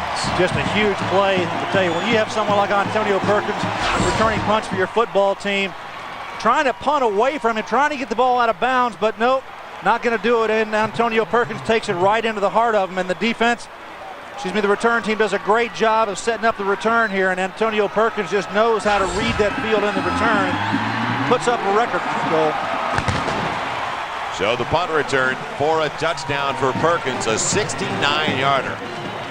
And it's now all of a sudden mushroomed with 21 unanswered points. We talked about the second quarter. The Sooners have dominated their opponents this year, and it continues. And I talked about Missouri not being conservative offensively, and they didn't get a first down, so they had to punt. And say there's danger lurking when you have to punt on Antonio Perkins. He's capable of making a big play, and certainly does so here. So Oklahoma didn't have to use their timeout, did they? No, not at all. We got a minute to go here. They're going to kick off deep, and interesting to see what Missouri's going to do here. Just try to play it close to the vest. Coming out offensively. They start him young around here, and I don't blame them. I went down there and bought some shirts for my boys, and I'll tell you, it was packed. You couldn't move in that store today. Joel, it was 10-10 about 5 minutes ago in this quarter. Doesn't take long, especially when the game's here in Norman. How good a thing do they have going with Bob Stoops. And you know how much this game means to Joe Castiglione, the athletic director here, who spent almost 2 decades in the athletic department of the University of Missouri. It means just a little bit. It sure does. We saw Joe before the game came up and talked to us. Good man, and the reason that Bob Stoops is here, Joe Castiglione brought him in. Made sure Kelvin Sampson stayed around as well. The up man bringing it back and weaving for Missouri. That's Derek Ming, the linebacker. He obviously was a former running back for the Webster Grove Statesmen, the way he was handling the football. Michael Thompson, not the former Los Angeles Laker, making the stop. Our Sonic halftime report coming up. Mike Goldberg, Kellen Winslow, Billy Ray Smith. The threesome will have some fun with the last 21 points of this game, and also the 100 points put on the board between Oklahoma State and Texas Tech. Who is still perfect so far this season, like Oklahoma? Zach Abram, the only one in the backfield. Mizzou has hardly run the football all today. That is a surprise, which I think to a certain extent plays into the hands of Oklahoma. Abram gets nothing. In fact, he loses a yard. And Missouri going to be content to sit on this football. But remember, coming out, start the third quarter, the ball's going to go to the Sooners offensively. They deferred to kick. They put their defense out there to go against this Missouri offense, and looks like the Sooner defense is a little fired up. You get the momentum going, and Dvorak and company doing a great job up front now for Oklahoma's defense. Time of possession has also meant a great deal in this game, hasn't it? That's sometimes one of the most meaningless stats in football. Missouri starting with the ball back at their own 20, 22. Had it for 15.5 minutes compared to a little more than 13 minutes for Oklahoma. Look at the scoreboard. Nash takes it counting. Holds on to the football. And actually it was Abram behind Outlaw in front of him. Average with the hit. And that should be the final snap of a forgettable second quarter for the Missouri Tigers. And what a run by the #1 team in the nation. They are clearly the best, Gary. You talked about how well they do in the second quarter, outscoring their opponents this year. Gary Pinkel understands that coming in here. He says, hey, as a football team, you need to come talk to me because we're going to have to get some things straight. Defensively, you can't miss tackles. You can't give up big runs on the ground to Oklahoma. I feel like they should be able to take care of their running game. The second quarter, the last 10 minutes of the first half, a disaster for Missouri. So Oklahoma now with a 21-point lead at the break as we head down to John Radigan. John? We're here with Coach Bob Stoops, and boy, it was 10-10, and all of a sudden it was 31-10. That was a pretty good burst by your team. We were fortunate, made some big plays and busted it open. Antonio's just, his play really sparked us. They're doing a good job too. Brad Smith's a heck of a guy. He's making us fight, and so we still got our work cut out for us. All right, Coach, good luck in the second half. That is Bob Stoops. His team has excelled to a 31-10 halftime lead. Now let's kick it out to the studios in Los Angeles. It's Mike Goldberg, the Sonic Halftime Report. Low line drive kick by Matheny, taken by Perkins, who's off balance. Is that a rarity for a guy that just set and tied an NCAA record with his 7th return for a score? He also has a single season mark he tied, shared by 9 now, with 4 touchdown returns so far this season. Our Nissan halftime numbers, well, they don't look that bad, do they? But one number that's not up there, Gary, Missouri 2 for 9 on third downs. Well, that third down is key, but I think the punt return yardage in this football game, Antonio Perkins, you talked about him, the 1 touchdown, but really more importantly, setting up good field position for Oklahoma to work with. But here a good opportunity for Missouri coming out on their 5-yard line. So can the Sooners come up with the big plays like we saw in the first half? Works, losing a yard on first down, and that's the way it begins in the second half. Now, as we mentioned before, Missouri wasn't a come-from-behind team in the last couple of years. That's a different story. First half drive chart for the Sooners. A lot of success. You see the charts here all going to the end zone. That's no doubt about that. And a couple of times they've had to punt the ball, but Oklahoma has moved the ball efficiently. They've only been stopped a couple of times by the Missouri defense. I think Gary Pinkel and company, when they went in the locker room at halftime, they said, hey, guys, we have got to do something to slow this Oklahoma offense down and give our offense a chance to get out there and be efficient, get the ball back in their hands. Out of his own end zone, here comes the heat. Shot putting it out. Wide open is the wide receiver, Rankins. And make it Clayton instead. 9-3, Mark Clayton, the junior from Arlington, Texas. Well, just when you think Jason White might actually be sacked in the end zone, looks like there's a chance for a safety for Missouri's defense. He heaves it out to Mark Clayton. You see the coverage on the outside. Mark Clayton got single coverage, and he gets the corner turned around, does a good job working back, and the ball is thrown real well by Jason White. That's the sophomore Calvin Washington who was working on that side. Interesting throwing motion as well. He's falling backwards, and it just kind of heaved it out there. Dante Hickson, the only one to the backfield, and barely tripped up. Barnes got him down low. So Hickson, good yardage though, still about 4, almost 5. Yeah, but this is huge. Coming off your goal line at the 5-yard line now out to the 26, 27-yard line. That's impressive for your offense. You feel like as a defense, you get them pinned back, you have a chance to stop them. But Oklahoma, here they are. You got a lot of weapons out there. Throwing to Clayton, gets a big play, and now they're moving the football again. It'll be 2nd and 6. The opening 90 seconds of the second half. Hickson again altering his course. Man, adjusting nicely for the Tigers. James Kinney, the linebacker, their leading tackler from Kankakee, Illinois. He's the leader of that football team, also on the defensive side for Missouri. Leading tackler, as you say, number 3 in the conference in total tackles. Doing a good job sideline to sideline. Good patience there for the linebacker. Sometimes you have to play behind the running back as they're going lateral. That's what Kinney does that time, makes a nice stop. 3 for 7 on the third down tries in the first half. This is a 3rd and 5 for the Sooners as Jones goes in motion.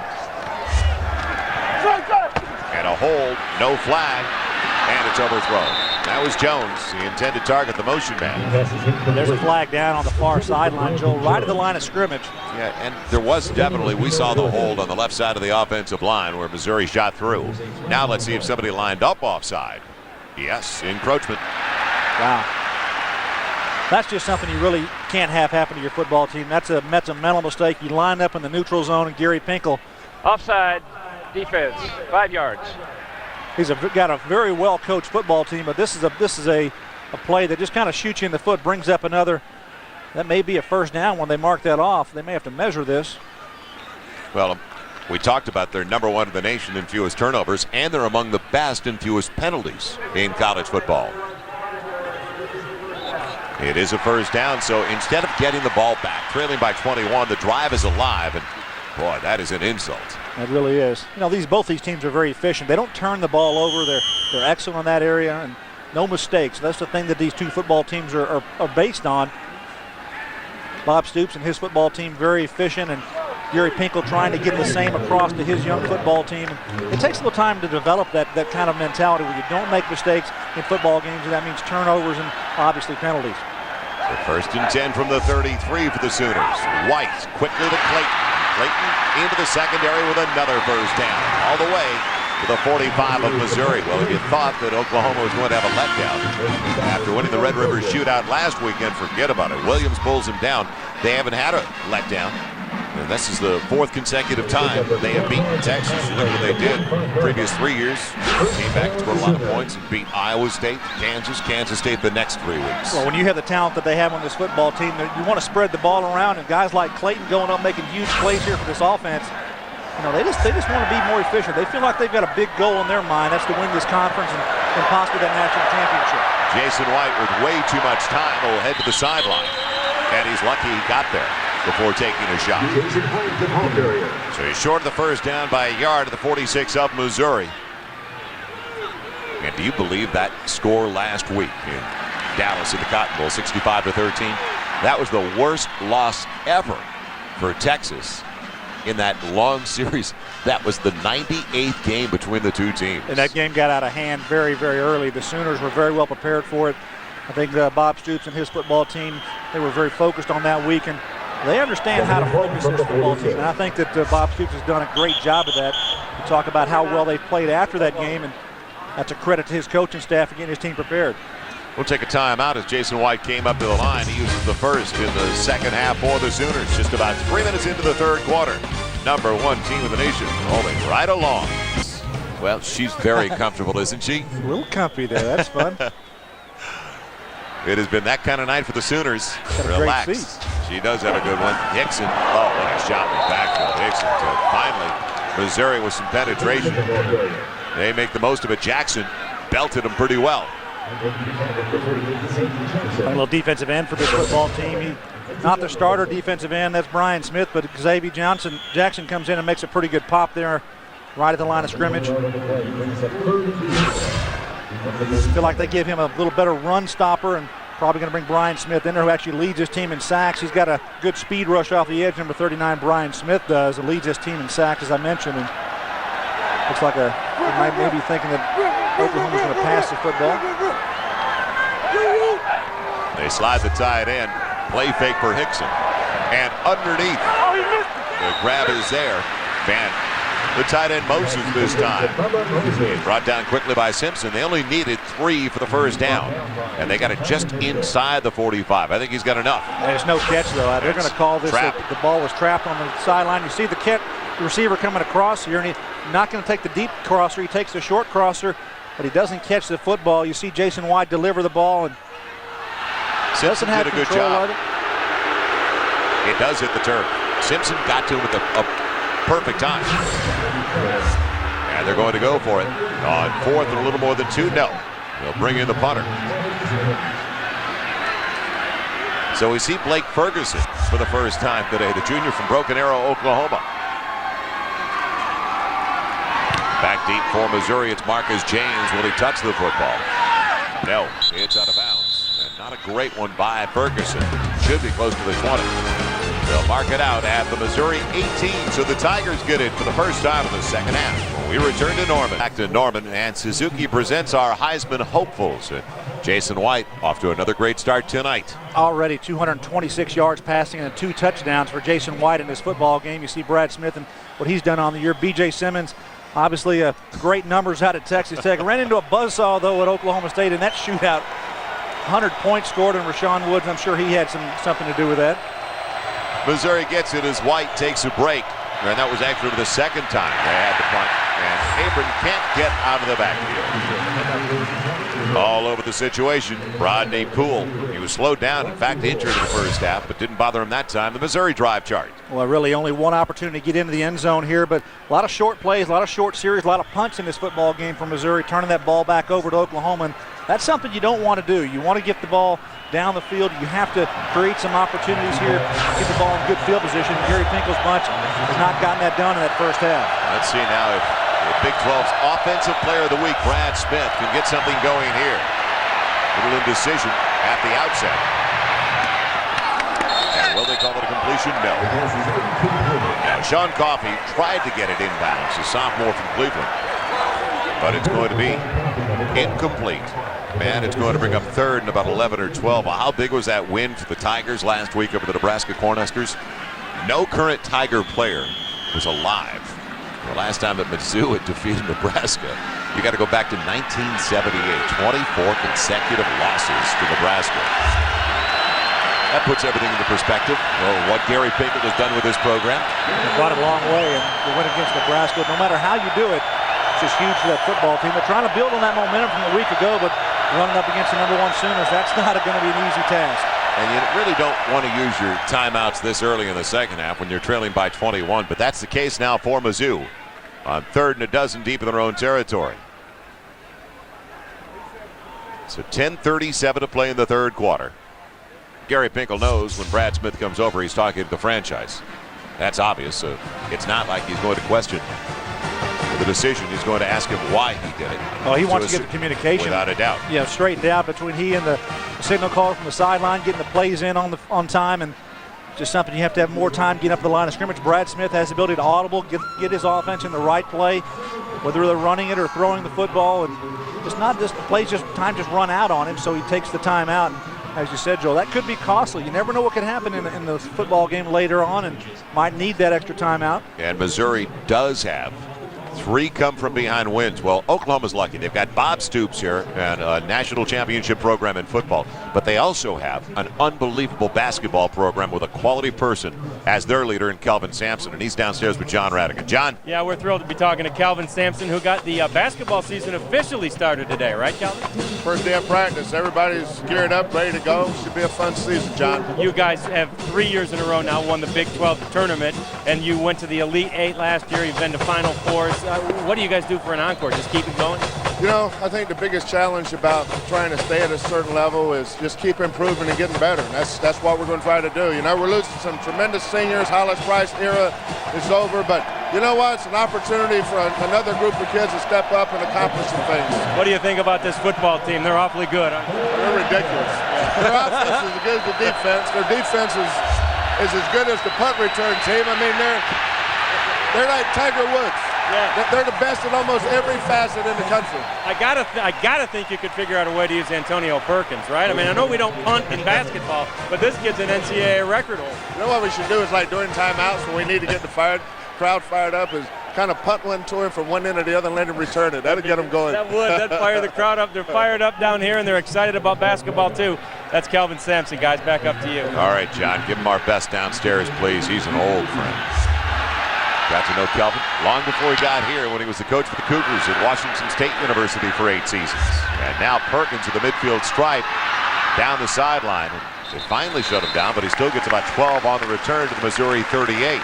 I don't think we can sum it up any better than Coach Sampson just said when John asked him about this football program. He goes, they're ridiculous. Pretty good analogy. You talk about the offense, the defense, the punt return team, just, you know, every facet of this football team is just absolutely one of the best. He laughed when he brought up Perkins. Could you use him? Because he finds a way to score. Our Corona Trivia, which head coach holds the modern record for most consecutive wins by an NCAA 1A school? And that borders on the ridiculous as well when we show you that answer. So now, at the Missouri 38. White. Too tall. Trying to get it to his wide receiver. And actually put Moses out there, or check that. It was Peoples. He hasn't looked for Peoples all day. You know, big, tall guy. When you look at some of the other wide receivers here that are 5'9", 5'11", Peoples at 6'1", 190. And he missed the first 2 with an injury. The last 4, he's caught 10, but it's taken a while to get him involved in the offense. So Missouri went 3 and out with a punt.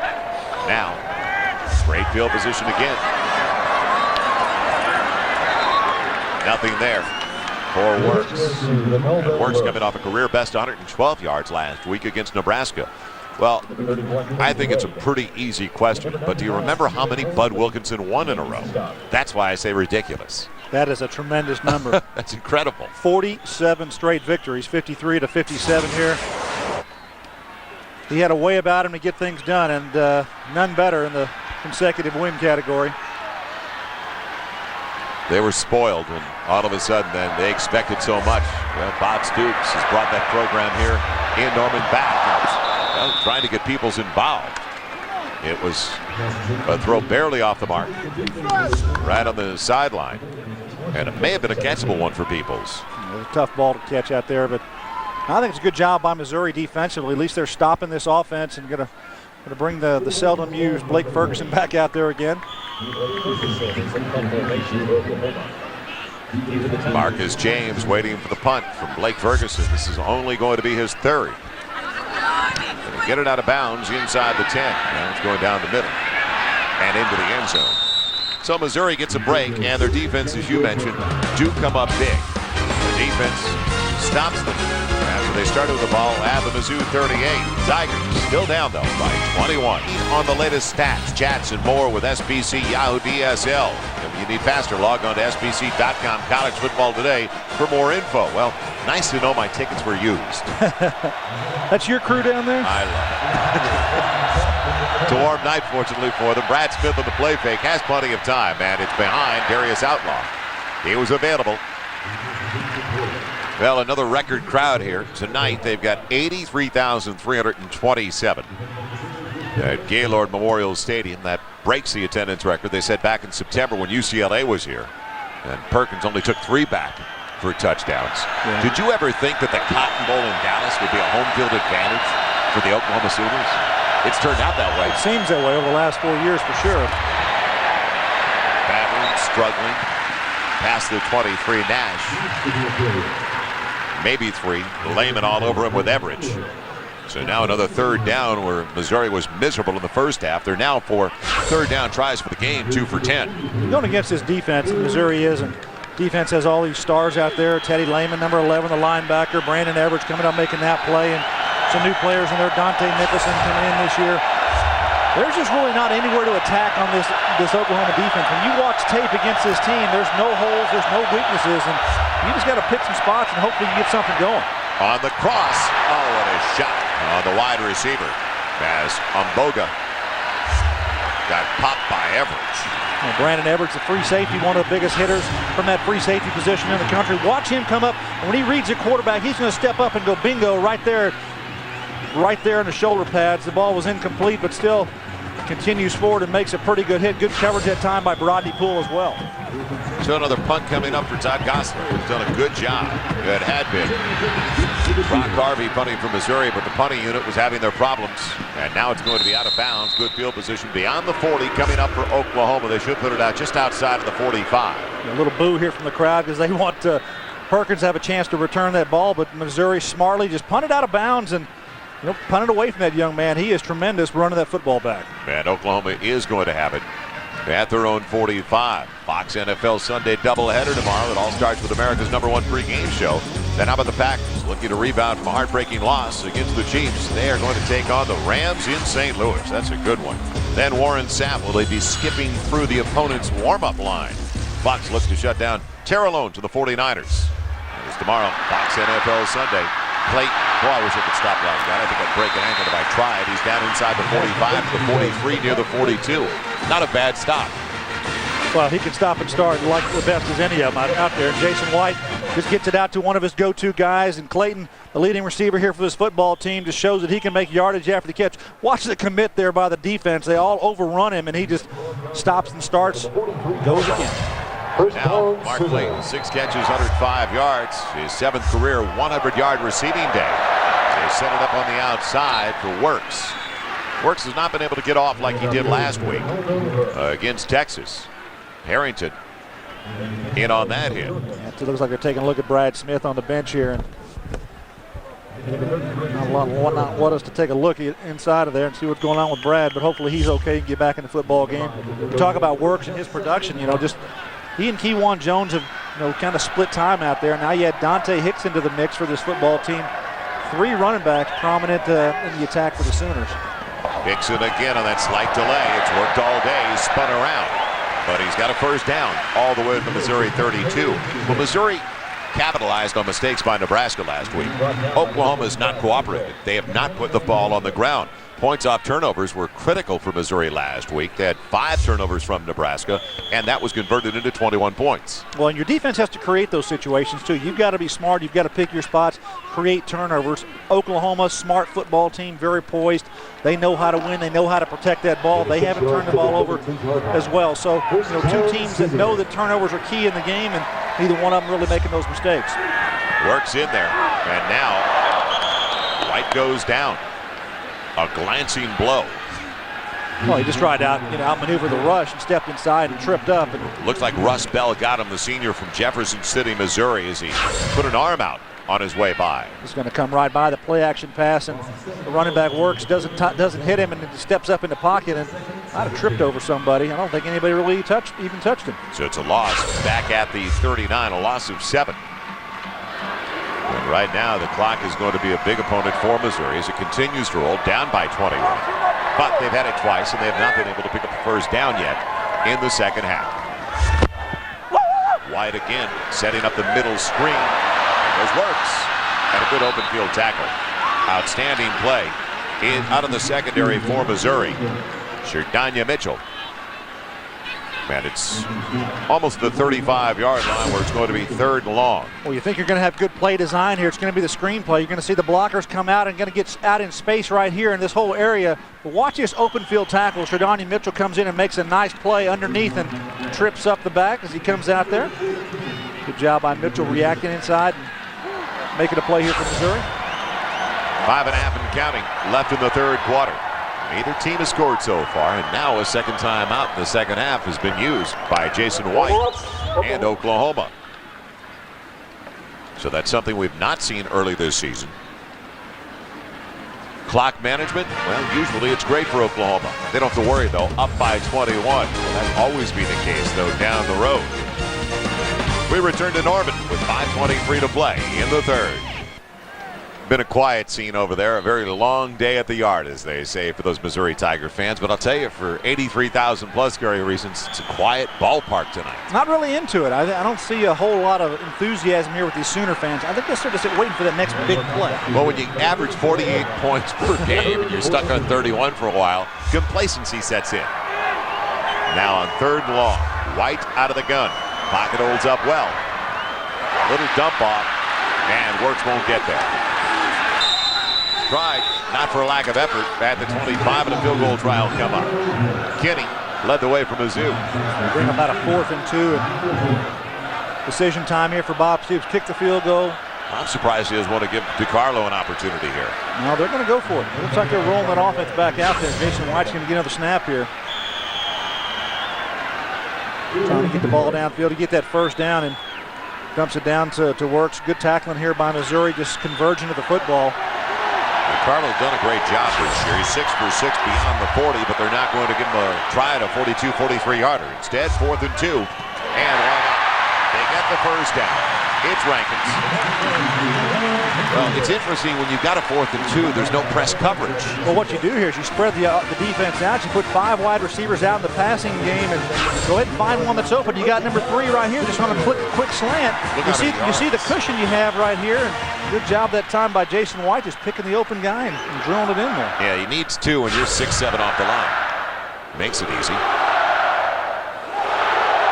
So first down at the 17 for Oklahoma.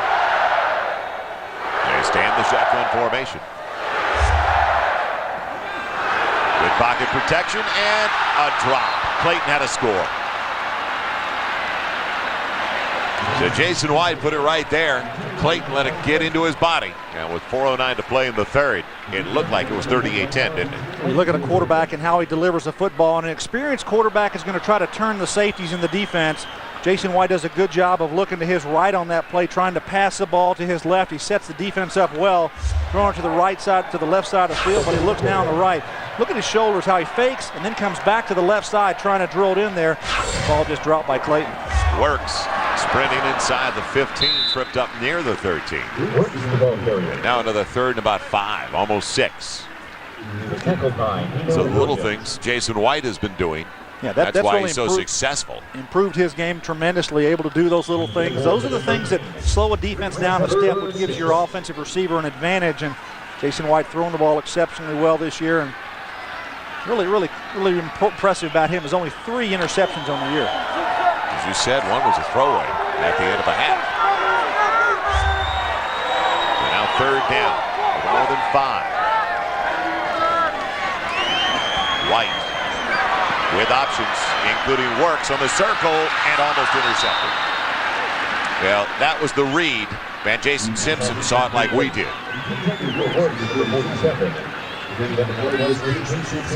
And we'd like to welcome those of you joining us down in the South as the Oklahoma Sooners, the #1 team in the nation, scored 21 points of the final 10 minutes of the first half. It was tied at 10.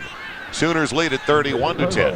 And now they try to get the first points by either side of the second half with a 30-yard field goal coming up for Trey DiCarlo. A sophomore from Carrollton, Texas, already 12 for 13 on the season.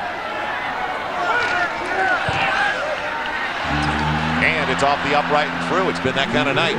Anything they want, it goes for Oklahoma on their home field in Norman.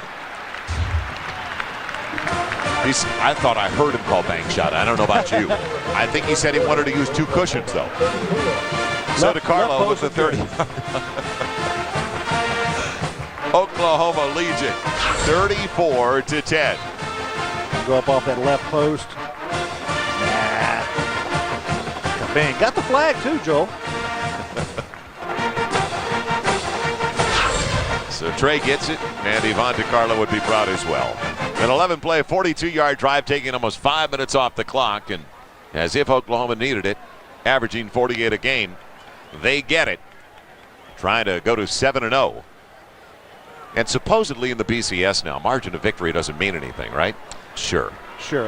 They're you know what, the voters, that's what it means, you know, how those guys are going to vote in those other polls. And I think they look at those scores and what kind of a margin of victory you're going to have against good football teams. Obviously, the huge win last week against Texas, that's one that's going to ring a little bit throughout this season. And a good effort again here against Missouri tonight. Scored 65 on a quality opponent like the Texas Longhorns. It comes over to the near side, and it is going to be in the end zone. Mitchell will stay there, and Missouri will have it for the second consecutive time at their own 20-yard line. Joel Myers, Gary Reasons, John Radigan, who is, I'm told, leading right now in the voting in the second half for Homecoming King.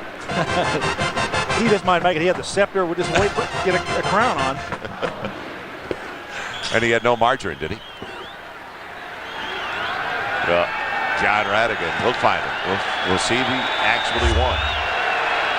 But I don't know if there's any pregnant Chads available. From the 20, 1st and 10. Missouri looking for their first down of the second half. And a short pickup. A little toss underneath, going to Umboga. Now John's being protected right now for his own security, because the voting has become that intense. So now past the 22, near the 23. Why do I feel like we're in Hollywood at an award ceremony? They're protecting the votes. Well, they've got a lot of things going on. There's homecoming here. Take a look what's going on in this quarter. 83 yards total for Oklahoma and Missouri. Zilch. That's that defense. Oklahoma's defense is just good. They're just tremendous up front. The front four, the linebackers, the secondary. We talked about it earlier. Number 3 in total defense in the nation. Missouri's found that out in the second half. A little bubble screen over the middle is dropped. Tried to run before he had the football. Darius Outlaw. It's been that kind of night ever since the 10-minute mark.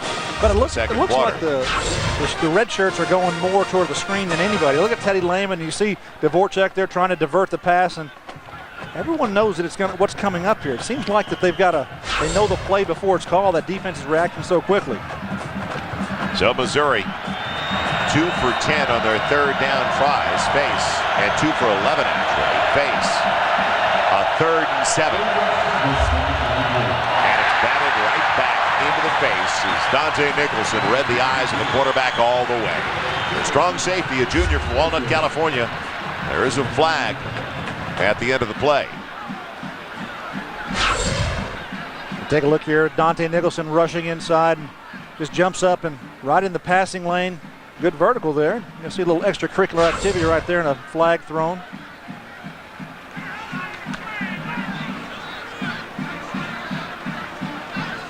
It's a long-range discussion.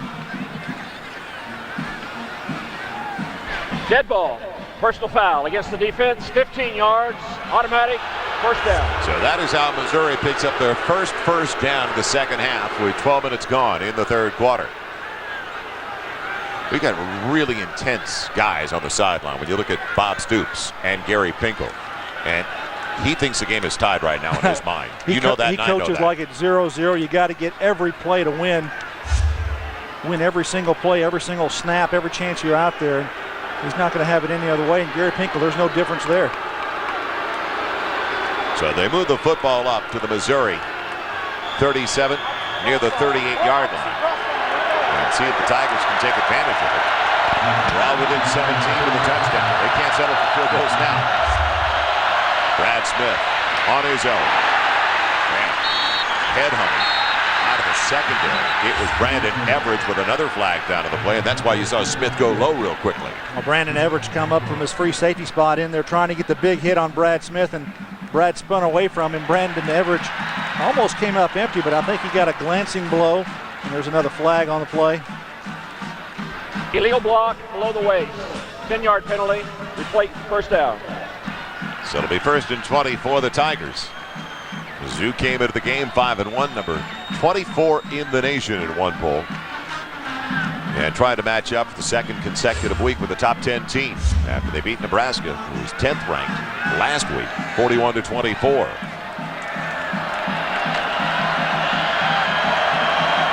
back at the Missouri 29.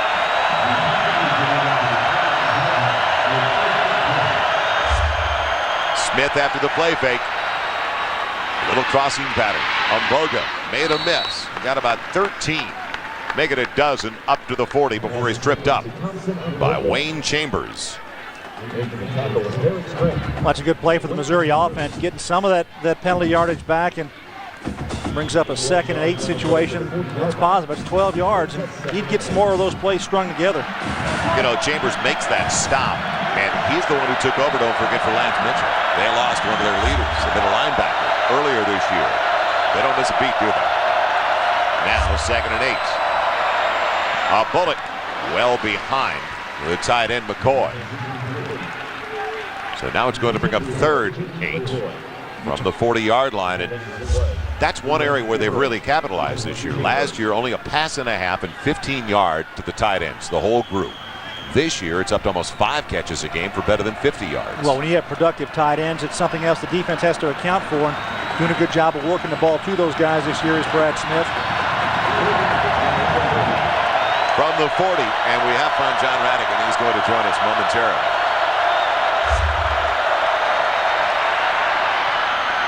Did he make a miss? No. The catch across the 45 is Derek Strait.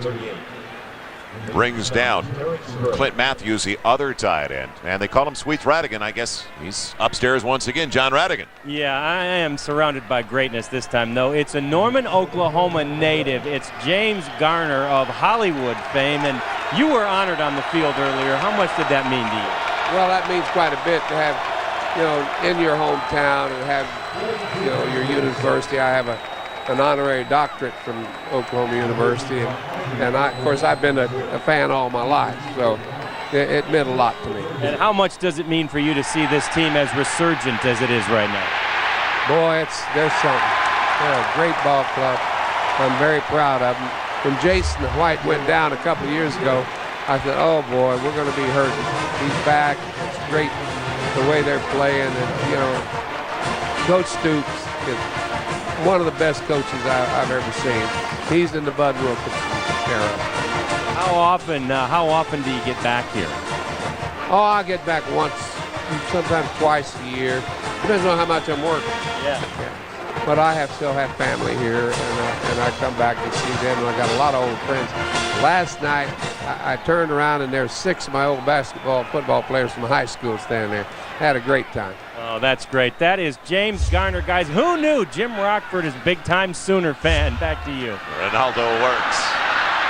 Weaving his way effectively out of the backfield for a first down after a blown punt by Missouri. Missouri tries to do the fake punt on fourth down, and they don't come up with the first down, so the ball is turned over on downs to Oklahoma at their own 47-yard line. And here we go right again. Oklahoma getting a good run there by Works and another first down. So pretty nice average for Ronaldo Works. Very quietly today, 14 for 86 with a score. The first down at the Missouri 35. And that fake on the punt didn't even come close. So Missouri desperate. Didn't make any difference. Oklahoma was ready. And Works has popped right in the original line of scrimmage in the final minute of the third quarter. When James Garner makes a comment, he says that Bob Stoops, he likened him to a young man that he knew probably years ago, and Bud Wilkinson with this program, and how well that he has done. And hey, Bob Stoops has got this football team ready to play. He does that every single week. They have a huge win against Texas, last week, and you're going to think, hey, are they going to let down against Missouri? No, they just pour it on. And what he has done with this program, he has found a way to get his players motivated week in and week out, and there's no letdown in their production. Take a screen one way, go across the other way. Nothing out there for Will Peoples, though. Good play in the secondary by Quincy Wade. It was a nice comparison, though, by James Garner, who's seen a lot of Oklahoma football in his day. He's not too far off target, is he? No, I don't think he is. I think that Bob Stoops has shown that he has the tools. He's got a great staff. These guys work well together. You've got Kevin Wilson and Chuck Long offensively, co-offense coordinators, and Brent Venables and his brother Mike Stoops on the defensive side. That staff, I think, is one of the key things that make this football team is as powerful as it is, because they work so well together. So the Sooners with the only points of the second half. And it was a field goal of 30 yards by Trey DiCarlo. We'll come right back to Norman, Oklahoma, the #1 team in the nation, the highest scoring team in the land, leading the Missouri Tigers 34-10. Sooners have it in Missouri territory and deep in Missouri territory, but they've got a 3rd and long coming up at the Tigers 35 of the first snap of the final 15 minutes. Welcome back to Norman once again. Joel Myers, Gary Reasons, John Radigan, and Jason White looking for 9. Will he get there with Mark Clayton? No. Wade did it again, chased him down. And our SBC game summary through 3. Brad Smith has been shut down effectively in the second half, Gary. Yeah, really hasn't got the numbers going or got that offense moving, but Jason White, very efficient. A couple of touchdowns to the 261 yards. That's just Jason White-like numbers. And Antonio Perkins, I think that's one of the difference makers in this football game. His 7th career punt return for a touchdown. It ties that record, and I guess the field position that he's been able to create for this offense has just been great. Forget about DiCarlo. They're going for it again on 4th and 6. And White bunches 3 on the wide side. He's got 4 in the pattern. Plenty of time, but it's deflected at the line, and Missouri holds. So Mizzou will get the ball back outside of their own 30. Well, he had receivers open, trying to get him on the crossing routes. Second level receiver. I don't know, was that ball tipped, Joel, or was it slip out of his hand? It was definitely, I thought it was deflected at the line of scrimmage, the way it squirted in the air. Let's take a look at the delivery here, and Jason White's going to throw the ball, and right there in front. Ellison does a good job of getting his big hands up there and knocks it away. And that's a stop for Missouri. It's something positive for him. So here we've got a chance with Brad Smith to get going again. And even for carryover next week, just get some points here in the 4th quarter. They're down by 24, and Nash takes a pop, but still spins free for a couple of extra across the 35. Up to the 36. This is their speed back and a good-looking running back, Damian Nash, who blew out his knee, missed basically better than a year. And he doesn't look like he's slowed down at all. Well, he's going against a tough defense here, this Oklahoma Sooner bunch, and trying to get Nash and Abram running the football. Hasn't been easy tonight for this Missouri football team at all. So it'll be 2nd and long, a little inside of 7 needed. Nash, Lehman took care of it. A lot of traffic in the middle, though. And Teddy Lehman, the constant there, a weak side backer. Now in the Big 12 North, we talked about this with Gary Pinkel and the possibilities of teams in the Big 12 with 2 losses if you have the right wins. Maybe even 2 losses could win in the North. Well, it's really unprecedented to have 2 losses and then win that conference and win the north side of it. You're going to have a little help to get that done. On the sideline, Outlaw does a good job balance-wise, and Missouri's got their first down in the second half that didn't come by way of penalty. So as we look at that, Kansas State with a loss, Colorado with a loss, Nebraska with a loss in the Big 12 North, and Mizzou. Well, you want to have your destiny in your own hands. You want to be able to control what happens. So you've got to win football games and win key football games. The South, I think we're watching the champions right now. Little double move. Look at Straight. Is it a pick or is out of bounds? Will they give Straight the pick or not? I think he's there in bounds. They still haven't ruled yet. And now they're going to say it is an interception. Derek Straight looked like a wide receiver on the play. No doubt about it. Got great hands, great body. And did the receiver stop a little bit? Well, look at the ball right there. He's got one toe in, catches the ball, has control. That's an excellent interception by Derek Straight. It looked like the intended target on the double move slowed down and really stopped on his pattern a little bit. So Straight with the pick. And the Tigers, let's face it, they've only had 4 turnovers. 2 came last week against Nebraska, the fewest in the nation. So that's a story, getting one away from them. Defensive Player of the Week in the Big 12, coming up with his 2nd interception over the last 2. Dante Hickson, the only one in the backfield. Will this play work again? He slowed down. And maybe a yard, if that. Sophomore tailback. They don't even keep the H-back in there much. Runnels. He's the motion man most of the time. As Wade made the hit. Well, will anybody catch Oklahoma? And not just in the Big 12 South, but in the nation. Oklahoma State, a big win by 2 today, 51-49, Gary. Texas bouncing back. And Kansas knocking off Baylor 28-21. It's a feel-good win there for Mark Mangino. There's finally a hit for Missouri. Getting in, Michael Harden in the backfield. They have not been able to get to Jason White. Very clean jersey, Jason White does. Not knocked down a lot in this football game. Has had pretty good protection most of the day, and that time, though, the defense from Missouri making a stop in the backfield brings up a 3rd and long. That's only the 2nd sack of the day. And he's not a mobile quarterback, so sometimes you can take your chances if you can beat him on his release.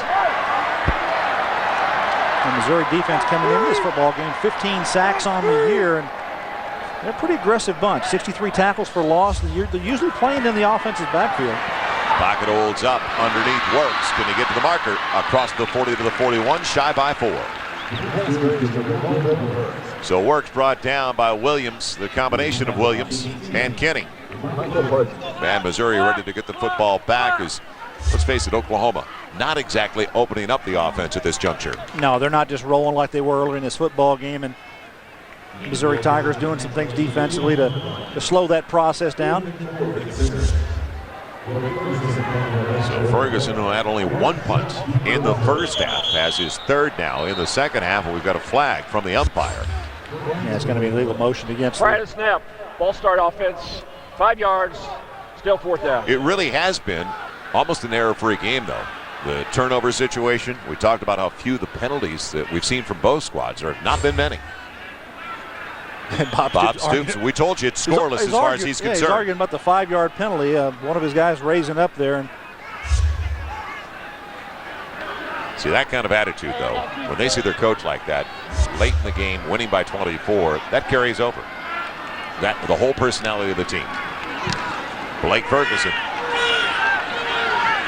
And James will stay away from it as it's grabbed near the Missouri 28. So the Tigers get it back. Can they get some points in the second half? We'll find out as we return to Norman, Oklahoma. Stoops.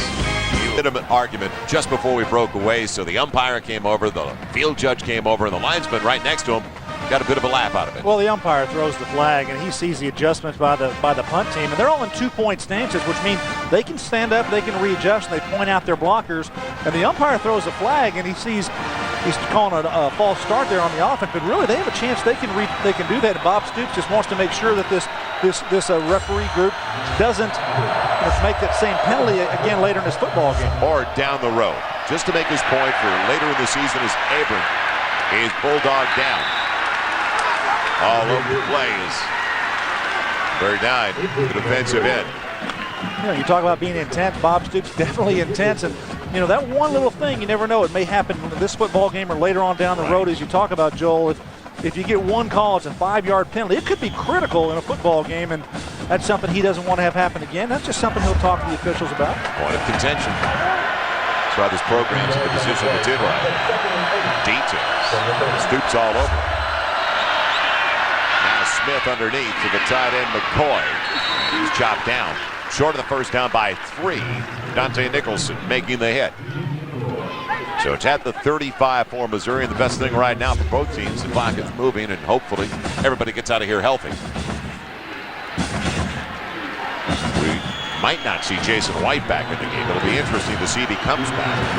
They have played Paul Thompson this year, the sophomore from Leander, Texas.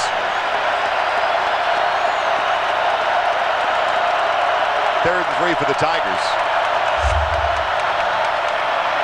And Brad Smith will get the first down. He just got it out there across the 38. Yeah, and he got it with his hand. He reached out. Teddy Lehman had a good tackle on it, but Brad Smith reached his left hand across the line that gives him a first down. There's only 3 of those right now for the Tigers so far. So that goes back to what a great job they've done. Teddy Lehman plays off the block, and watch Brad Smith at the end of the play, how he reaches his left hand out going forward, and that's going to allow him to get the first down. 3 first downs in better than 20 minutes of the second half, Gary. His defense has really adjusted nicely after giving up 10 points and better than 200 yards in the first half, as there is a flag down.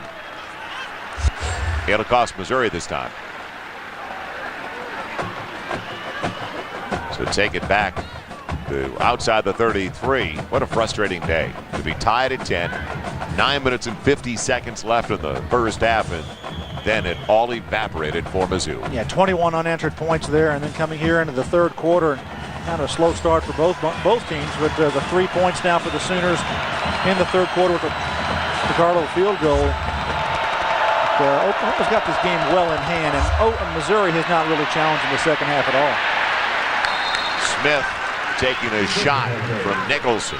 Nicholson's got his money's worth. He's going to sleep real well tonight. He may sleep all day tomorrow. He's one of those players that's all around the field making plays. They line him up as more of a linebacker now. They've been playing a 4-3 defense here at Oklahoma for a long time, but Mike Stoops has decided that they want to go with more speed on the field, and they'll bring Dante Nicholson in there as kind of a linebacker spot. So it's kind of a 4-2-5 alignment. Dante Nicholson is making play after play here for this team tonight. Tommy Harris trying to apply the heat. And out of the reach of the wide receiver with a flag down on the play, trying to get it to Sean Coffey. Derek Strait coming up from behind. Did he get there early, though? Now the official felt that way.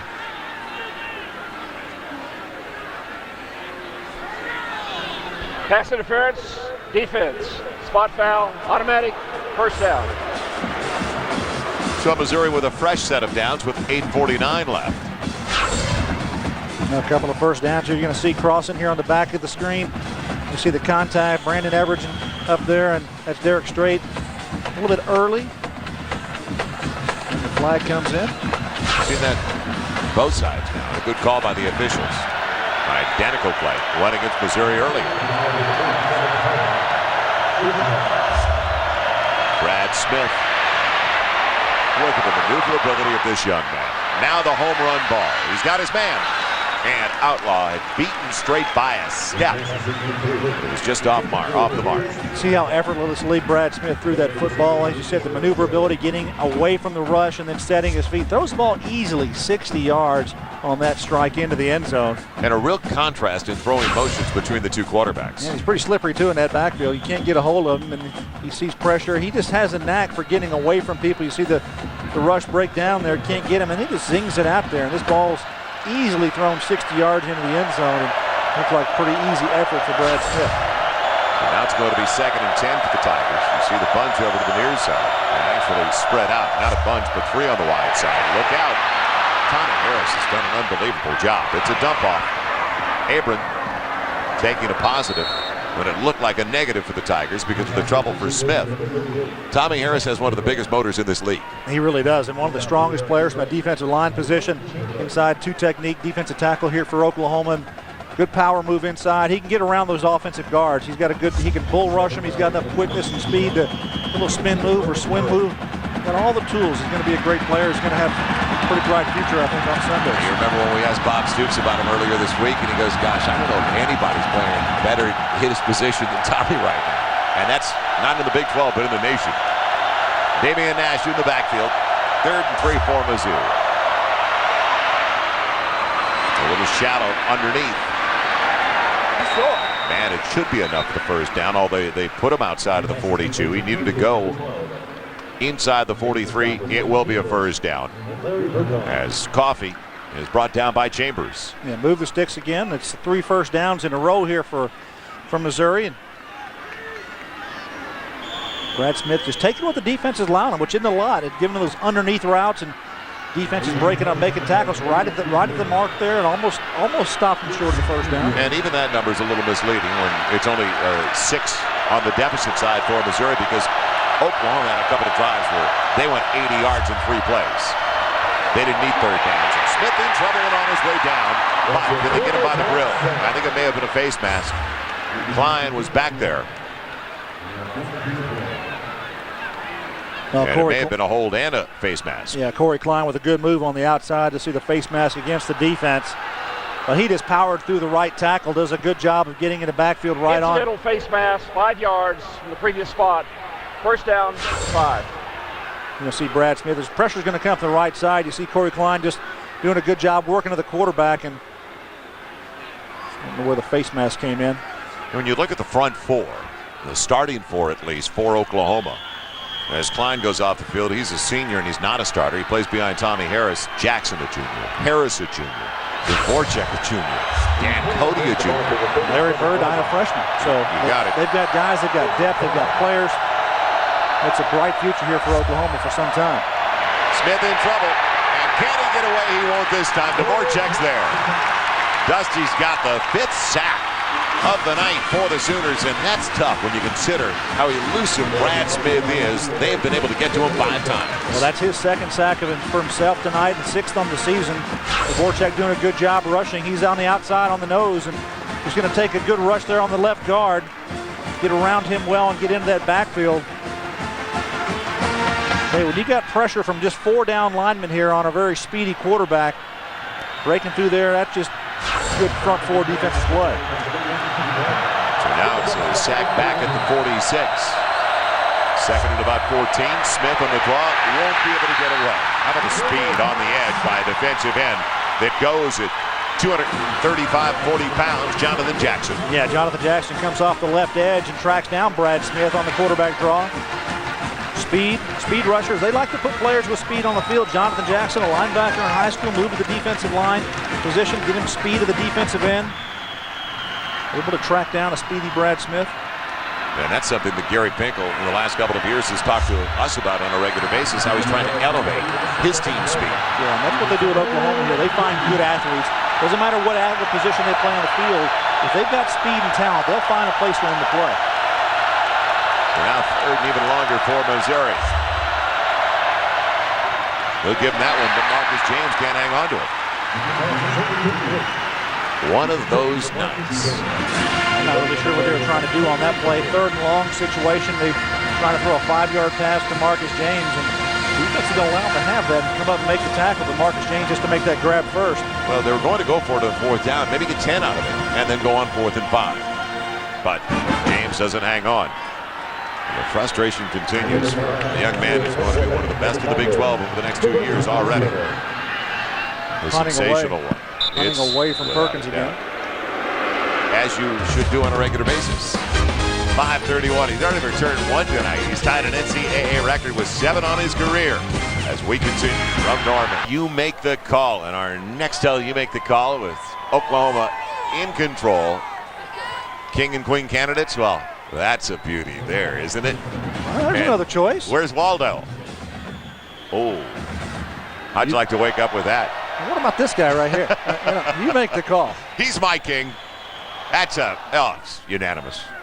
It's automatic. John Radigan reliving great days in college. Homecoming king. Passage 20. Carrying the football for Oklahoma. It is Dante Hickson. Dante Hickson's got a lot of work tonight for this football team. Haven't seen a whole lot of Kewan Jones. No. Ronaldo Works been out there quite a bit. Haven't seen Kewan except for short yardage situations. And Dante Hickson, I think they liked what they saw a week ago against the Longhorns. Why did he go out of bounds though? 34-10. Oklahoma up by 24. From the 23. White on the move, and an interception for the Tigers. Harrington's got it inside the 20, and knocked out of bounds close to the 10. Only the fourth interception Jason White has thrown this year, trying to hit the crossing route, but good job by the Missouri Tigers capitalizing on it and have a chance here to get another score in this football game. So they're even in turnovers now after they gave one away on the pick by Straight. And only 4, as you mentioned. Jason White trying to throw across his body, trying to get receiver coming across. An excellent job of breaking in front. So Mizzou's going to have the ball at the Oklahoma 10. Believe it or not, Missouri. This is the 15th time they've had the football tonight. The first time they have started with it on the Oklahoma side of the 50. He took the interception by Harrington. New quarterback, Santana Riccio, with a flag down, and Riccio down at the 8. So we saw them looking a couple of series ago at Brad Smith. There's my captain. Didn't look like there was an injury on Brad Smith. I think they're just getting Sonny in the game with a chance to put some points on the board. 5 minutes to go here in this football game. Brad's on the sideline there. Sometimes you can learn from the sideline as a quarterback. You're out there seeing things, and tough day going against Oklahoma's defense. Yes. Illegal motion, offense, 5 yards, replay first down. So they'll mark it off on the Tigers. There's an injury to the linebacker as well as they're looking at Wayne Chambers for the Oklahoma Sooners. Now, while they take a look at Chambers, we'll come right back to Norman. 5:14 remaining. And the #1 team in the nation on their way to a 7-0 record. Back in beautiful downtown Norman. You know, what a crowd. 83,000+, a record for this ballpark. And just help Wayne Chambers off their middle linebacker who's been playing for Lance Mitchell, who's out for the season. And you can see number 48, Gayron Allen, in the game at the middle linebacker spot here for the Sooners. So they're never thin, but they are now in that middle linebacker position. They've got some youth and inexperience, and Allen just hasn't played a great deal this year. Riccio to the tight end. And J.D. McCoy doing a good job moonwalking his way to the 6. Rodney Poole bringing him down along with Perkins. And Perkins, our player of the game, well, he has tied a couple of NCAA records tonight. The one you're looking at is 7th career punt return for a score. That's tying 9 other people in the history of college football at the Division 1A level, and also single season. He's got 4 this year, as 3 came in the one game against UCLA. Outlaw the motion now. Bending it outside, Abram, making Nash rather, going lower. It is Abram. Down inside the 3. Nicholson took him down, so it's going to be 3rd and goal. What's impressive about Antonio Perkins, back on him and his story, is just that I think that he's got a knack for seeing the field. You know, you get in that zone, you feel what's going to happen, and he's got a feel for that punt return game, and it's pretty special. And then you've got the great athletes that Oklahoma puts out there on their special teams. They put starters, they put good players out there, and it just elevates their level of play, and they want them to succeed on punt returns, and they've done a great job here again tonight. Abrams stays in the backfield. Now a flag. Looks like it's going to be a dead ball. False start on the offense.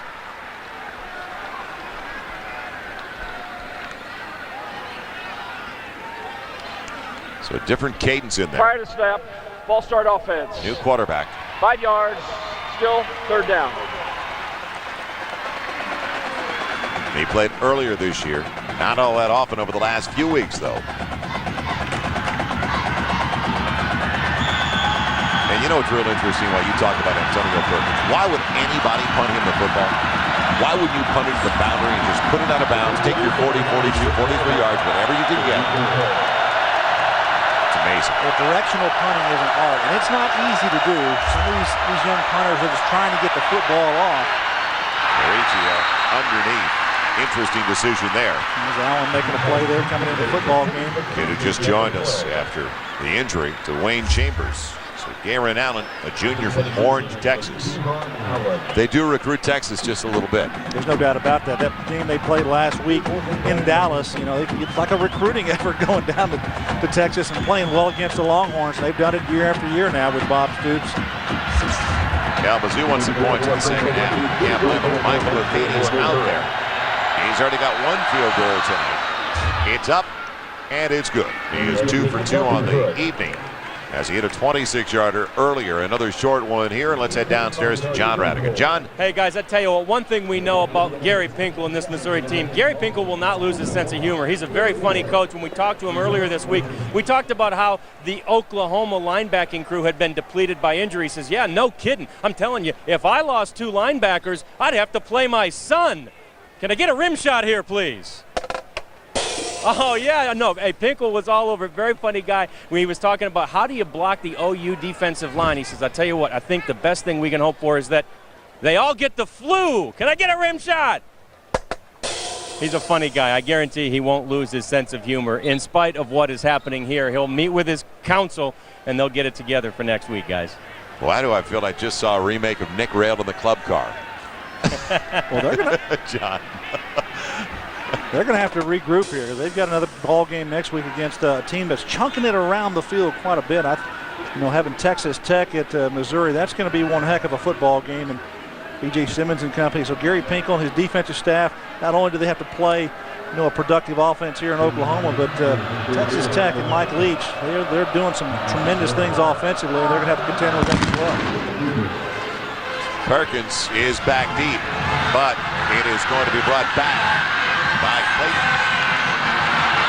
Clayton doing a good job out across the 25 past the 30, and he'll mark him out of the 32-yard line. Quincy Wade forced him out. Hold up. Well, we talked about Oklahoma and what they need to do to win this football game. A little bit of a game plan, and I think they've got pretty much on target there. These guys, they've executed very well tonight. Talking about keeping it balanced. I'm going to give them an A on that. That's a good job there. 33 pass plays, 33 rush. No big plays, only 230 yards. So no room for error, just a turnover there. So I'm going to give them an A on both of those, and this is kind of a wash right here. So good job in what they need to do offensively and defensively, and the turnovers were a wash for this game. So Oklahoma being very proficient and getting the things done they need to do to win football games. Nixon across the 40 to the 41. I thought it was a pass-failed course. Grading on the curve. We have to give them due. Grade where the grade is due. Final 3 minutes. We already saw Chambers go down. Let's hope that nobody else is nicked up before it's over. Harden made the hit. So you mentioned Texas Tech at Mizzou next week. You can't play a soft zone against Simmons. He'll pick you apart. He only threw for 552 tonight. And why is Jason White in the football game? I asked you, why would they bring him back? I don't know why he's out there. Paul Thompson probably ought to get a couple snaps here late in this game, and not like they're going to try to run up more points and get big plays, but you never know. He's in there to hand the ball off, you would think. And that's the case once again, as Hickson is hit from behind. Brandon Barnes.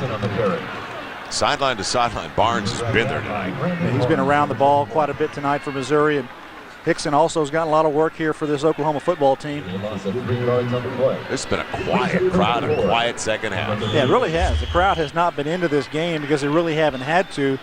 Neither team has really done a great deal here in the second half moving the football. So they'll let it run down, use as much of the play clock as possible. It's 3rd and 4 for the Sooners. They put it away in the final 10 minutes of the first half with 21 unanswered points. And now the bubble, little screen. And will Clayton get the marker? I don't think so. He's at the 41, needed the 42. Nino Williams held on. Well, you'd have to think They'll run one more play, or will they bring the punting unit on? They will. But first, let's go down to John Radigan. John? Hey, guys, quick update on Wayne Chambers. Of course, he left the field on his own power, but he is on the bench right now, and he is hurting. He's in some pain. They're looking at the left ankle, putting lots of ice on it, and it looks as though they will take him for x-rays. He clearly will not return in this game, and we'll keep our fingers crossed for Wayne Chambers. John will be down for the celebration. By the way, the homecoming celebration for you later tonight. Final minute of play. And one more punt for Blake Ferguson. He's getting his money's worth, isn't he? And into the end zone it goes. So Mizzou will have it at the 20. Ricci will be back out there. And it'll be a 21-point win for the Oklahoma Sooners as they came in even a bigger favorite with only 46 seconds left. Well, let's go back to the game plan for Missouri. Yeah, we talked about what they need to do, run the football with Abram. Haven't gotten that done. Brad Smith on the perimeter. He's done okay, but really hasn't got the numbers that he's used to getting. And they didn't go use defense, offense one-dimensional. So that's going to be probably a D right here for this right there. And then defense, well, that's probably an F because they didn't get anything accomplished against Oklahoma. Find the magic plays. Well, that's some sacks, and Smith a couple of good plays and interceptions, so give them a B+ in that area. But just doing the things they need to do offensively, defensively to win this football game just wasn't the night for Missouri. Too tall for Riccio's wide receiver. But with that being said, we talked about it briefly, especially during the 21-point explosion. When you consider where this program was 3 years ago, it wouldn't be this close. That's how far they have come under Gary Pinkel. They'll fall to 5-2. So Missouri making strides, but still not there. But they've got 2 more years with Brad Smith, the quarterback, to surround him with more team speed. Well, their talent level is up. Their experience level is up. Gary Pinkel's system is installed. His staff, they've got some things working. And it takes time to build that continuity that they need on a football team, offensively, defensively, to be a consistent winner out there, or at least a chance to compete in football games. And Gary Pinkel feels like he's making strides in that area. Damian Nash with the last carry, and will it be the last carry of the game? No, they will take one more snap. On 3rd and long, this should be it. So the #1 team in the nation, the Oklahoma Sooners, now 7-0. Missouri 5-2. Nash put down, and that'll do it. It is 16 straight wins at home for the Sooners over the Tigers. And Bob Stoops and his Oklahoma squad, a 21-point winner on their home field tonight. Our final score once again, Oklahoma 34 and Missouri 13.